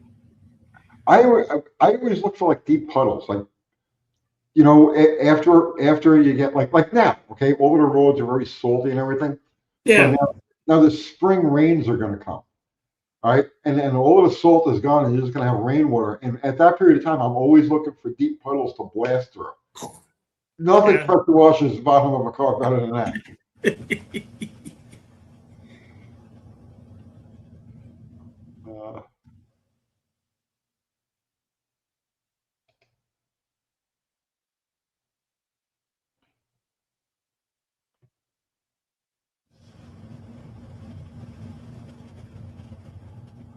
Mark Sauvé is saying an old neighbor used to use transmission fluid to undercoat his Ranger. It was all good except that every rubber mount. Yeah, that could be a problem.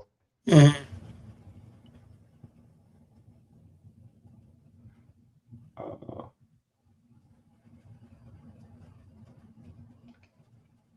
Humidity rots them out. Dry climates are better for rust prevention.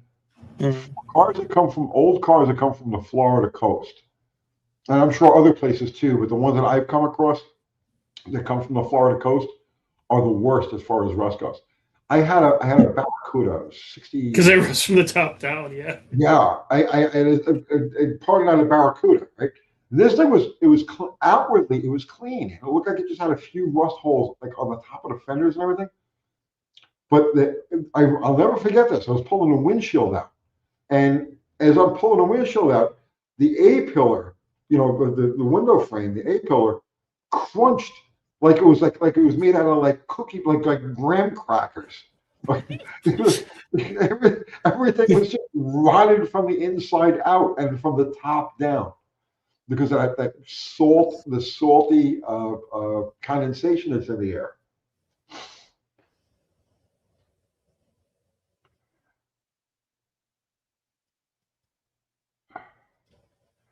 Paul Shea is saying Hurricane Kinetic. Oh, maybe he means here in Kinetic. They use a calcium chloride. The stuff will eat brake lines. That's what they use here. That's what they use here. That's a good business to get into if you're up north and doing brake lines and. No lie. Yeah, you never run out of work.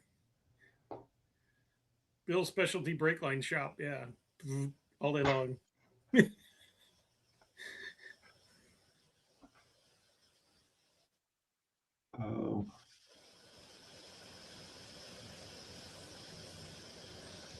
Well, here you find one there. They're all talking about rust and things, and I have to. There was one up here. Where was it?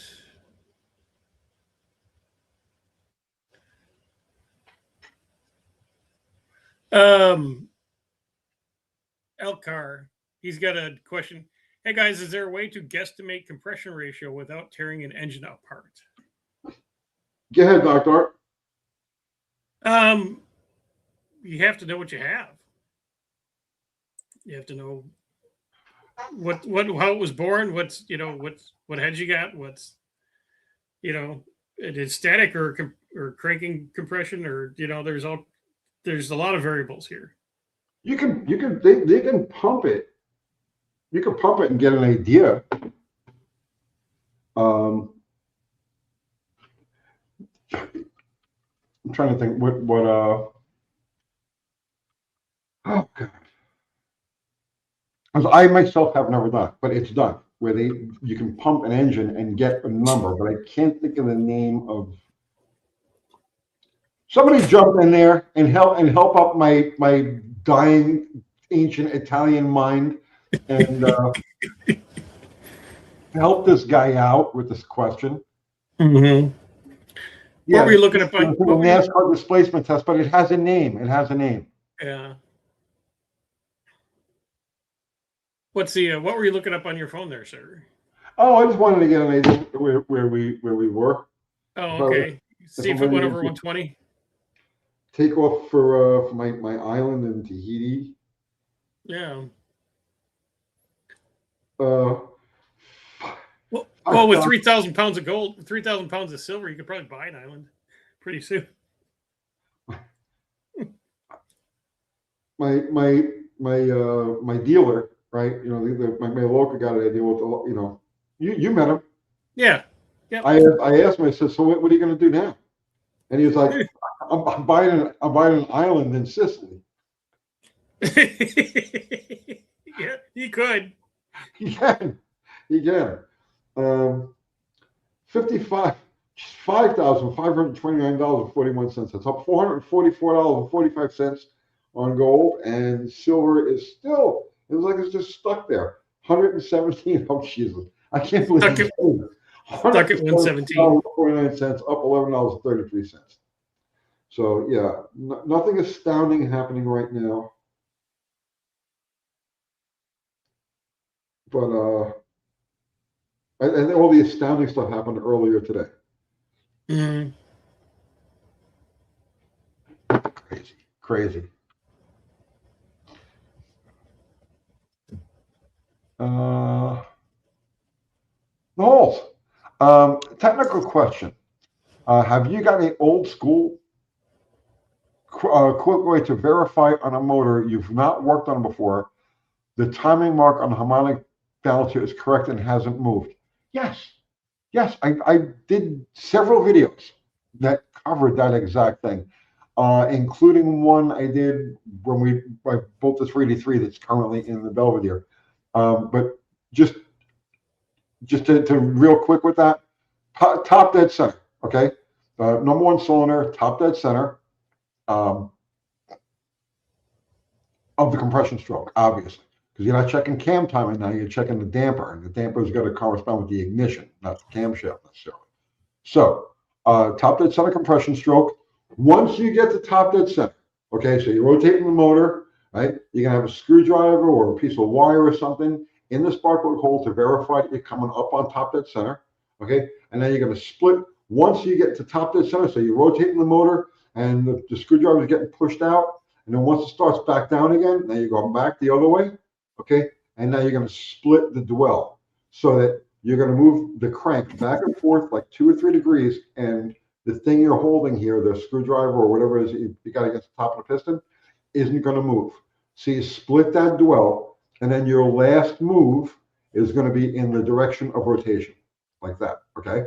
So once you've got that, now you can check your damper, and if the damper and the timing mark correspond, you are good to go. If not, you've got something going on there. Did I explain that okay? Yes. Put the coat hanger in the hole, and the coat hanger comes up to the top, you're there.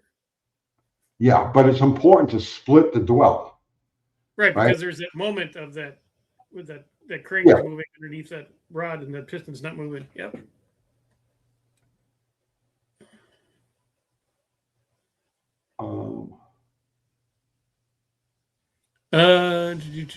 Minton Made Muscle. The K-Tech Whistler, CATEC Whistler gives you the actual compression ratio of an engine. Okay, there you go. Yeah, Rusty Water. That's not giving you the ratio. Right, that's giving you the pressure, but it's not giving you the ratio. Yeah, it's giving you the compression pressure, right?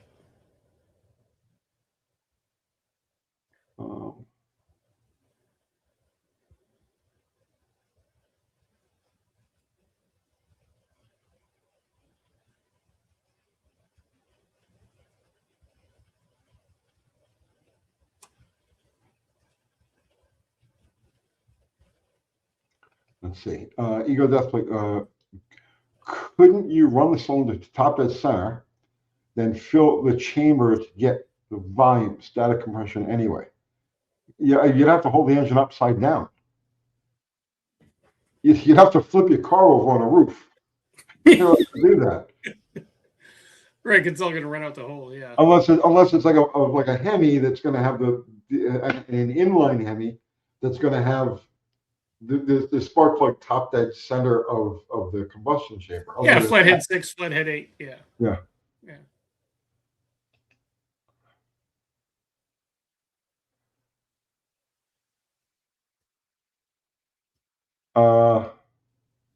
Okay. 14D Burlock. Tony, read my effing comments. Salter Racing.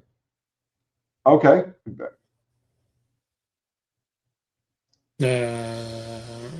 NASCAR tool is dead on. Okay.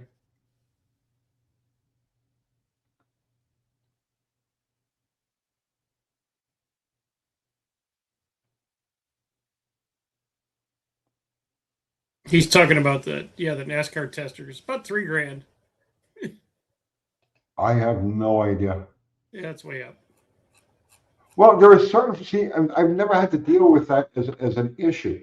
So calculating compression ratio with the engine apart. So now you measure everything. That's one thing. But then actually trying to figure out the compression ratio of an assembled engine is more to keep in line with the rules of a class. So, and we don't have that in drag racing. I can't think of any form of drag racing, any class in drag racing that limits the compression ratio. But in circle track racing, they have a limit on compression ratio. And so for them to be able to calculate on the fly or pump the engine to get the actual numbers is very important. But since I'm not in that world, I'm not familiar with it. But yeah, Salter Racing engine. He builds circle track motors. Great guy, very brilliant guy. He builds circle track motors. He would be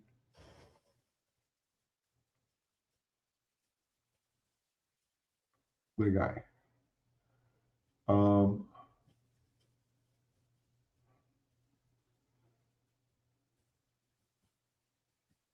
Let's see. Did they ever put the 426 Hemi in a station wagon from factory?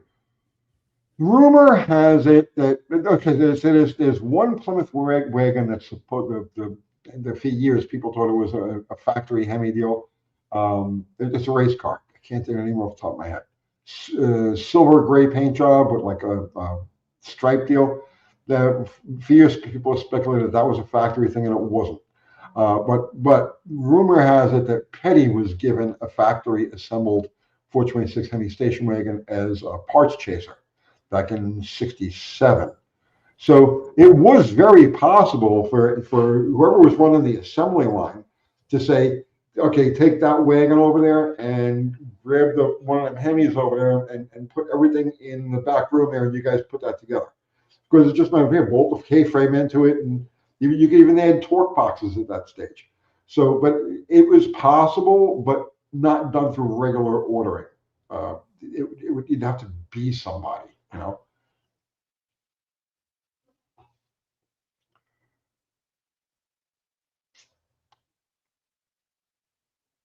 That'd be kind of cool, but it would kind of defeat the purpose back in the day to put it in a wagon.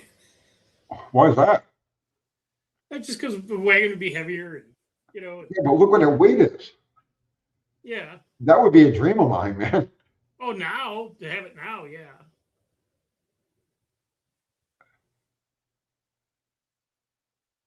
I'm scrolling up here.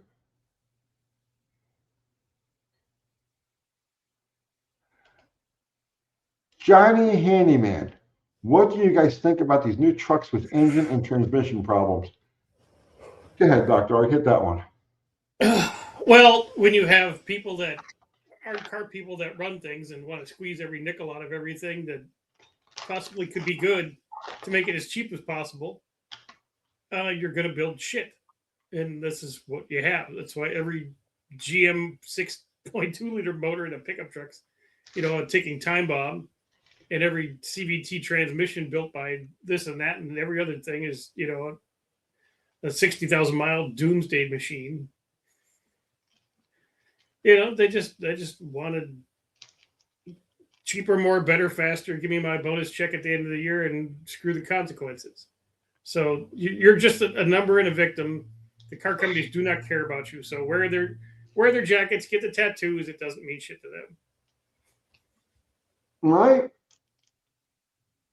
My theory on this, and it's becoming clear all the time now, right?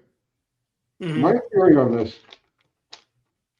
is that the manufacturers know what's happening, will know what's coming. These are not stupid people, okay?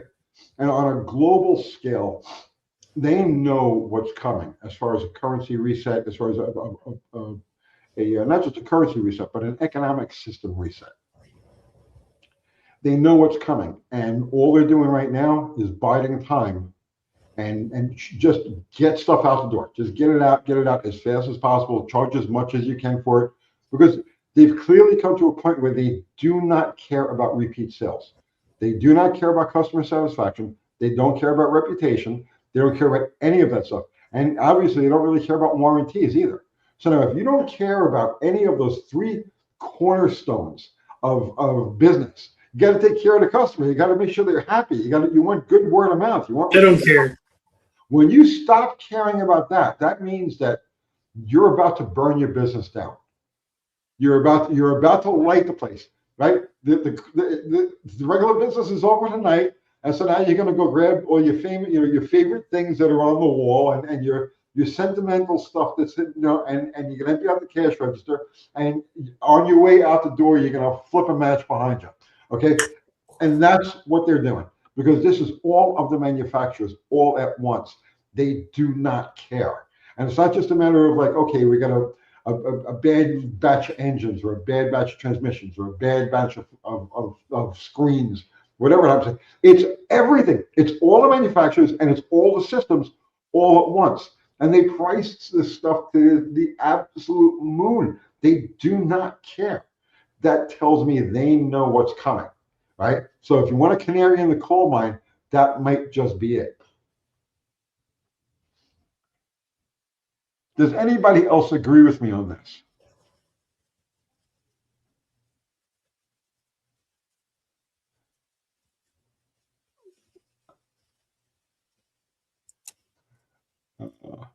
Well, yeah, it's just, and I was in that world for so long that it's just like, oy. How much has it changed in the time that you were in there? Oh, it's not even the same thing. Because you got to remember, I probably 1990 is when it started, and all the way up to 2024. Yeah, it's a big thing. There used to be people with their names on the buildings that gave a shit,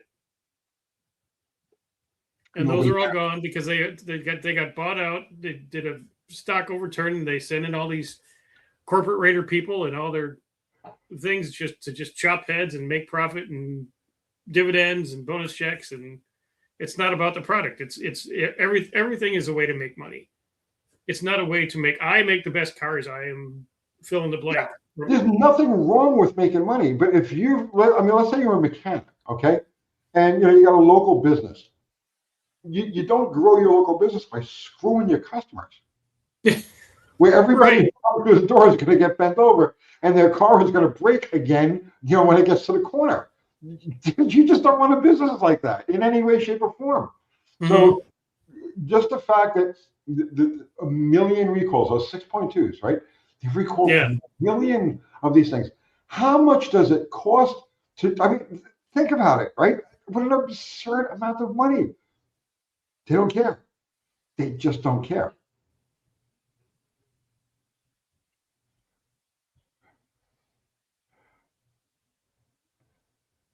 Yeah, that's right. Yeah, people will buy junk if they can, in their minds, think they can swing the payment.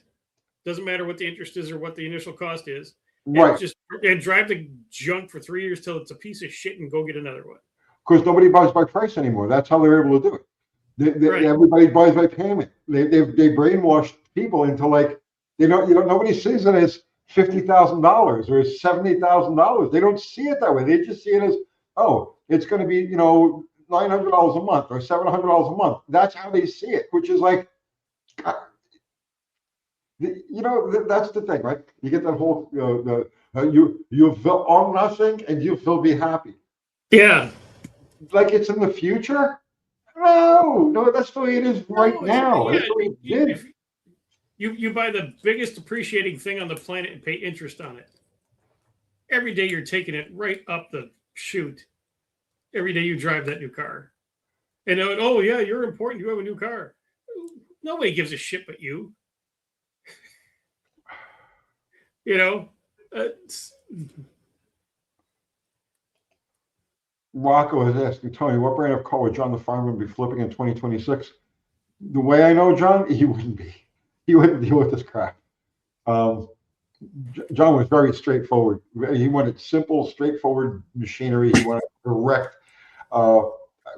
Yeah, no.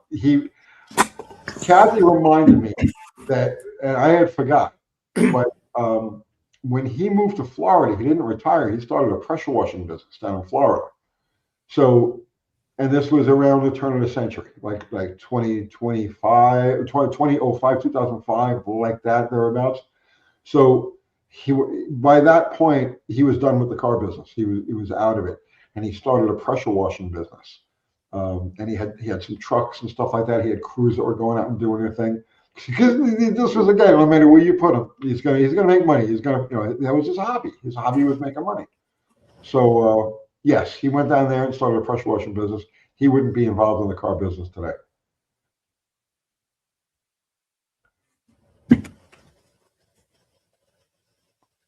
Good Lord, Dr. Art, look what time it is. oh my gosh, it's 9:00. Did you start on time today too? Yes, I started at 7. Oh, I go to well order. oh okay. Well, yeah. Some of us lost track of time. That's okay. End of time. Did you guys see the video of the year-old Toyota that caught fire and wasn't covered because the computer said the car went over 85 miles an hour in the past to avoid the warranty? I did not, but I will definitely check that out. Mm-hmm. I know that one of the insurance companies just came out yesterday, the day before, with a specific list of electric vehicles that they do not want parked in any sort of inside structures. And I don't know what the list is exactly. I don't know which vehicles are on the list, but I know it's like brand new. I was like, you own one of these things and you park it inside your house, insurance is void.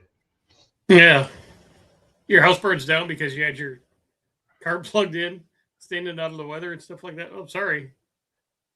And Fubar just put up the link to my merch again. Thank you, Fubar. Hats, shirts, stickers, all kinds of stuff in our store. Thank you so much, Fubar. And he also put up the link to Dr. Art's Hot Rod Rehab. So go over there and sub to Dr. Art and watch his videos. He's rebuilding after being nuked a couple of months ago. Took away his entire freaking channel, so he's rebuilding from scratch. So and you can do all kinds of fun stuff there now. You can become a member. You can send thanks. You can do all kinds of stuff. You can get really involved over there now. Yes, he'll even send you pictures of his feet if you sub and ring the bell. Dr. Art's feet. You should put that on there. Buy a membership, get a picture of the big toe. That's right. Buy the elite membership if you want to see all 10. The elite membership, the golden platinum elite membership. Are you selling silver in your store? I do not sell silver, period. Dakota's timeout thinks he jumped in at the wrong time.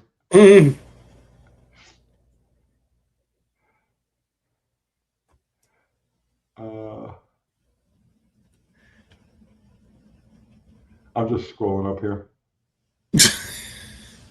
Wow.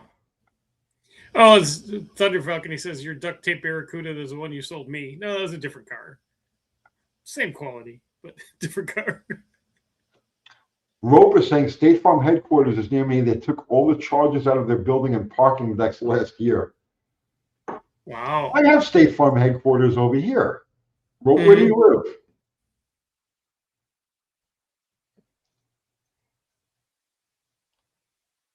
We've got the State Farm headquarters. Yeah, down in Columbia.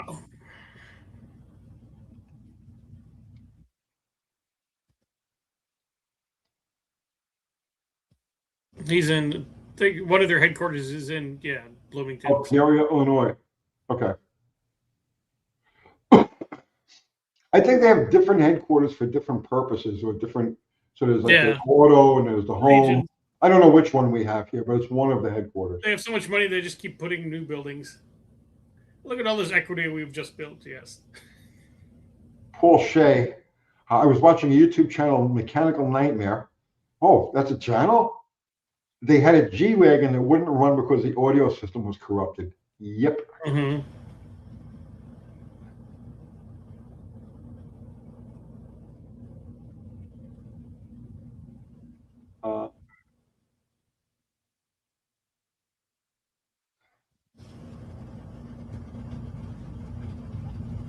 The Holes has an idea. Here's a merch suggestion. Old pistons that have come out of projects that are clogged out, convert them to ashtrays with a bit of logo engraving on the side and sell them in the store. Or do that. That's actually pretty cool. I did not build this. My buddy Joey built this. This is all 3.8 liter Ford, piston rod, springs, rollers. That's very cool. Plasma cut the eyes and the mouth and stuff like that. But yeah, that's all little springs and valves for feet. Wow, that's real. What's that? What's he smoking? Oh, it's a push rod. Yeah, smoking a push rod. Very cool. That's beautiful. Yeah. Does he sell those? No, he does. He made these. This was like 10 years ago. Joey made these. He's like, "Hey, you want one?" Because I had bought like 3 cars from him. He finds cars. He goes, "Oh, look what I just found!" And I said, "Okay, how much you want for it?" "Okay, bring it over." Man, that's a business idea for somebody. Producing stuff like that. That is cool. Like, how could you be a gearhead and not want that? Right, because if you got some way to clean all these old parts and just together, with a TIG or whatever. Yeah, and the creativity there is, and that's just all welded together. Yeah, it's they like it takes like a TIG and yeah. Another thing here, yeah. That the creativity there is off the chain. That's beautiful. Yeah, I've never seen anything like that. That's awesome. But that would be something you guys could do with old parts and whatnot. I don't have the time to do my projects, much less all that side stuff right now. But Mexican Spec is saying you have to be a single gearhead to get that. No, that's something your wife or your girlfriend get you for like Christmas or your birthday. Mm-hmm.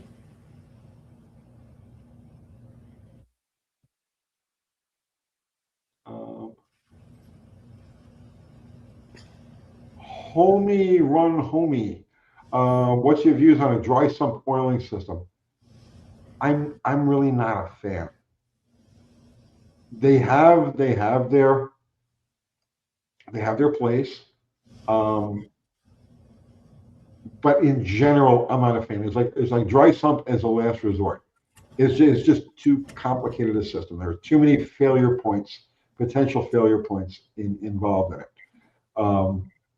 It either has to be something that's mandated by the rules. Like, for instance, when I was in Top Fuel, they mandated, the last year that I was in there, they mandated dry sump oil systems.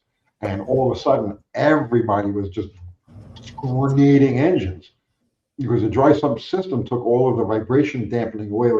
In a nitro car, you got a case of oil, you got 12 quarts of oil all wrapped around the crankshaft. And that's a vibration damper. When they went to the dry sump system, that vibration damper was taken away. And it just kaboom, because everything will work hard within 1 or 2 passes. They had to come up with a completely different metallurgy for the crankshafts and for the connecting rods to live with that. So that's an extreme example of why I'm not crazy about it. It cost me a lot of money, okay? But that's an extreme example. Unless it's necessary, like you have a super low car, no room for a real oil pan or a sump or anything like that, then yeah, when it's necessary. But if it's not completely necessary, no. What's your opinion on that, Dr. Art? It's a lot of fucking around for not a lot of results. And unless, like you said, you're building some kind of super low Corvette or something like that, then the factory stuff, okay, it's all figured out. to plumb those and keep everything from leaking and tight, and it's just like you said, failure points everywhere.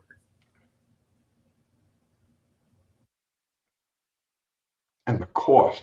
If you've never actually plumbed out a dry sump system, The pump and the brackets, and and you got to set up. It's like setting up a whole nother car in your car.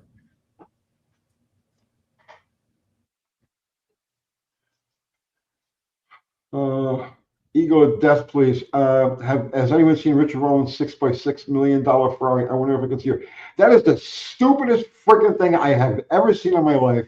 I have no clue what kind of fever dream.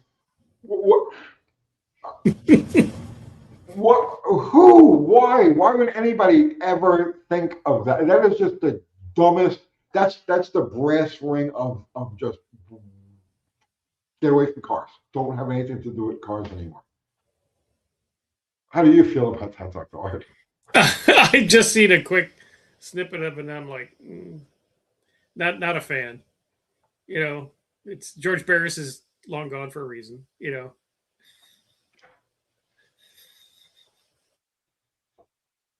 It's not good enough just to have a Ferrari. Yeah, we have to just wreck it, which personally offends me.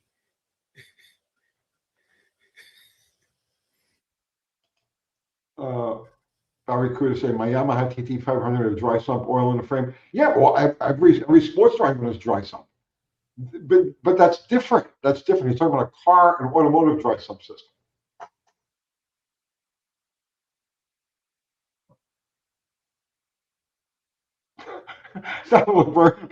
A condom could have saved that. Yeah. Yes, I agree.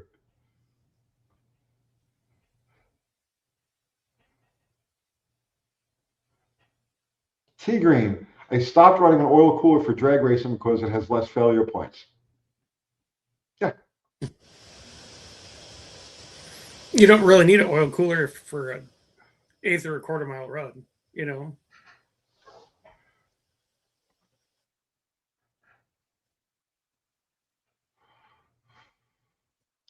Well, Ego Death, please. He's saying all their weight's sitting on 4 huge tires. But it's not that, it's not the six wheel. Six wheel has been done in the past. Like, for instance, Formula One cars. There was a very successful six wheel Formula One car. It had 2 front wheels, 2 steering wheels. Okay. That can be done. Two fixed wheels, unless the backs are steering. As you make a turn, one set of tires is going to, whichever pair of tires has the better grip, is going to drag the other set of tires along with it. It would absolutely destroy any aspect of handling or performance. It would be undrivable in any type of severe situation. There's a huge difference between front having 4 wheel steering and the back. Yeah, no. It's apples and oranges. It's just the dumbest thing.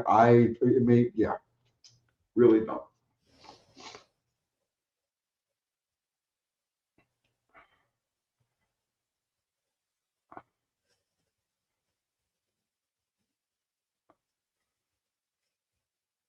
Yeah, like you said, you can't take it anywhere. Imagine trying to park the thing at the grocery store. Hey, I have to park across the street because I'm cool. Just Olive is in the house. What's happening, Olive? Olive. Elf, I believe, was a sponsor on the IndyCar. It wasn't IndyCar, it was Formula One.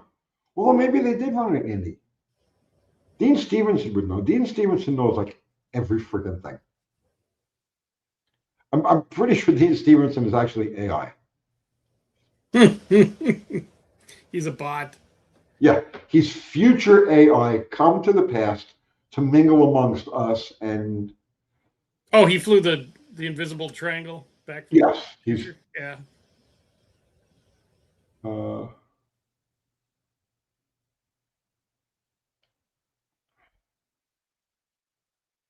Dean Stevenson predates AI.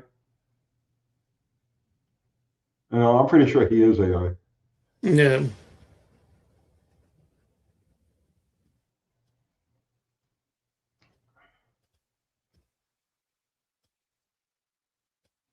Maricuda, did those drag cars have windage trays? Yeah, it's kind of like standard equipment on a drag car. Crank scraper. Did they have crank scraper?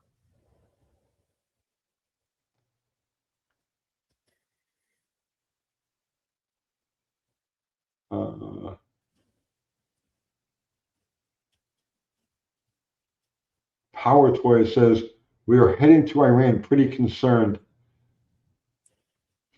Yeah. Enjoy the show, bro. Just enjoy the show. Yeah. Yeah. Don't get too concerned about anything. Yeah, you don't have to be concerned. I mean, if you're 18 to probably 29, you might want to be concerned. But after that, depends how far it goes.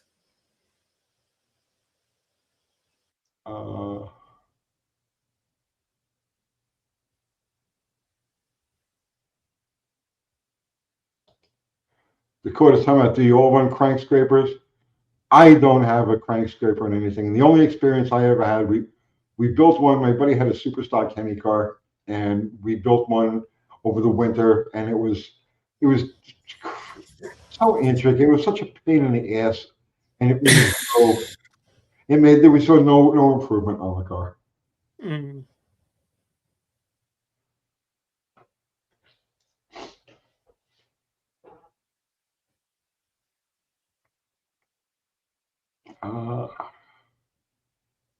Scrolling back here.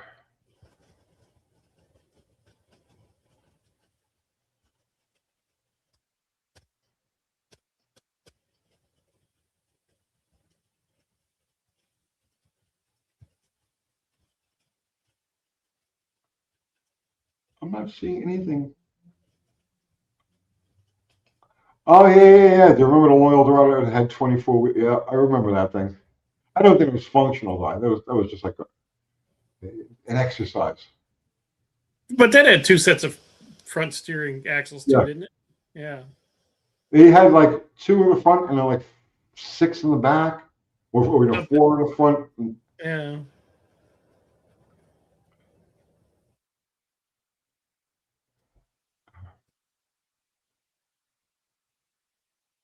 All right, Dr. Art. That's enough. That's enough. I really can't do much more. I gotta hit the bathroom. Go over the coffee and orange juice is catching up to me here now. So another amazing Wednesday night. Another stellar Wednesday night. Stellar Wednesday. Yeah. Yes. So, Dr. Art, what do you need to talk about? I need to talk about. I'll have some videos coming up this week if it warms up a little bit about small block Chevy block prep and basic assembly, the basic stuff. Clean the pistons, do the ring, set the ring gap, all the basic, 101 engine building stuff. And then we'll if it warms up enough, I can get that tank dropped in that big truck. We'll do a video in that truck. We'll drive that thing around. It's a hoot. And then just more stuff. The channel's back monetized now, so head on over there and get your membership and all that kind of good stuff. Other than that, we'll see what February brings here, because January wasn't so bad, compared to the whole last year. And I have nothing. Got nothing. I have a puppy, and now we have a name. We have a name for the puppy. Mm-hmm. And what else is there? I can't think. I'm done. So our awesome. Oh, hey, you guys, leave a like on the way out. I see people are already starting to filter out. They know it's the end. They start on the way out. On your way out, hit the like or the dislike. Doesn't matter. Just show YouTube that you've engaged here. It helps the channel a lot. Our amazing mods, Zero, Mexican Spec, Fubar. Guys, thank you so much, as always. Everybody contribute Super Chat. It's never expected, but always appreciated. And everybody, Lacey May, that's right. Thank you, Zero. Zero named my dog. And everybody contributed with your presence and your conversation and your naming of my dog. Thank you so much. And I'll be back, Sunday, and then Dr. Art does his live every Monday night, 7 o'clock. Monday night, yeah. Come over to the channel Monday night, 7 o'clock Central Time. We have a good time. Yes. And that's it. I am going to hit this button, and I am going to run to that door. Gonna explode. I'm going like this now, okay? All right, guys.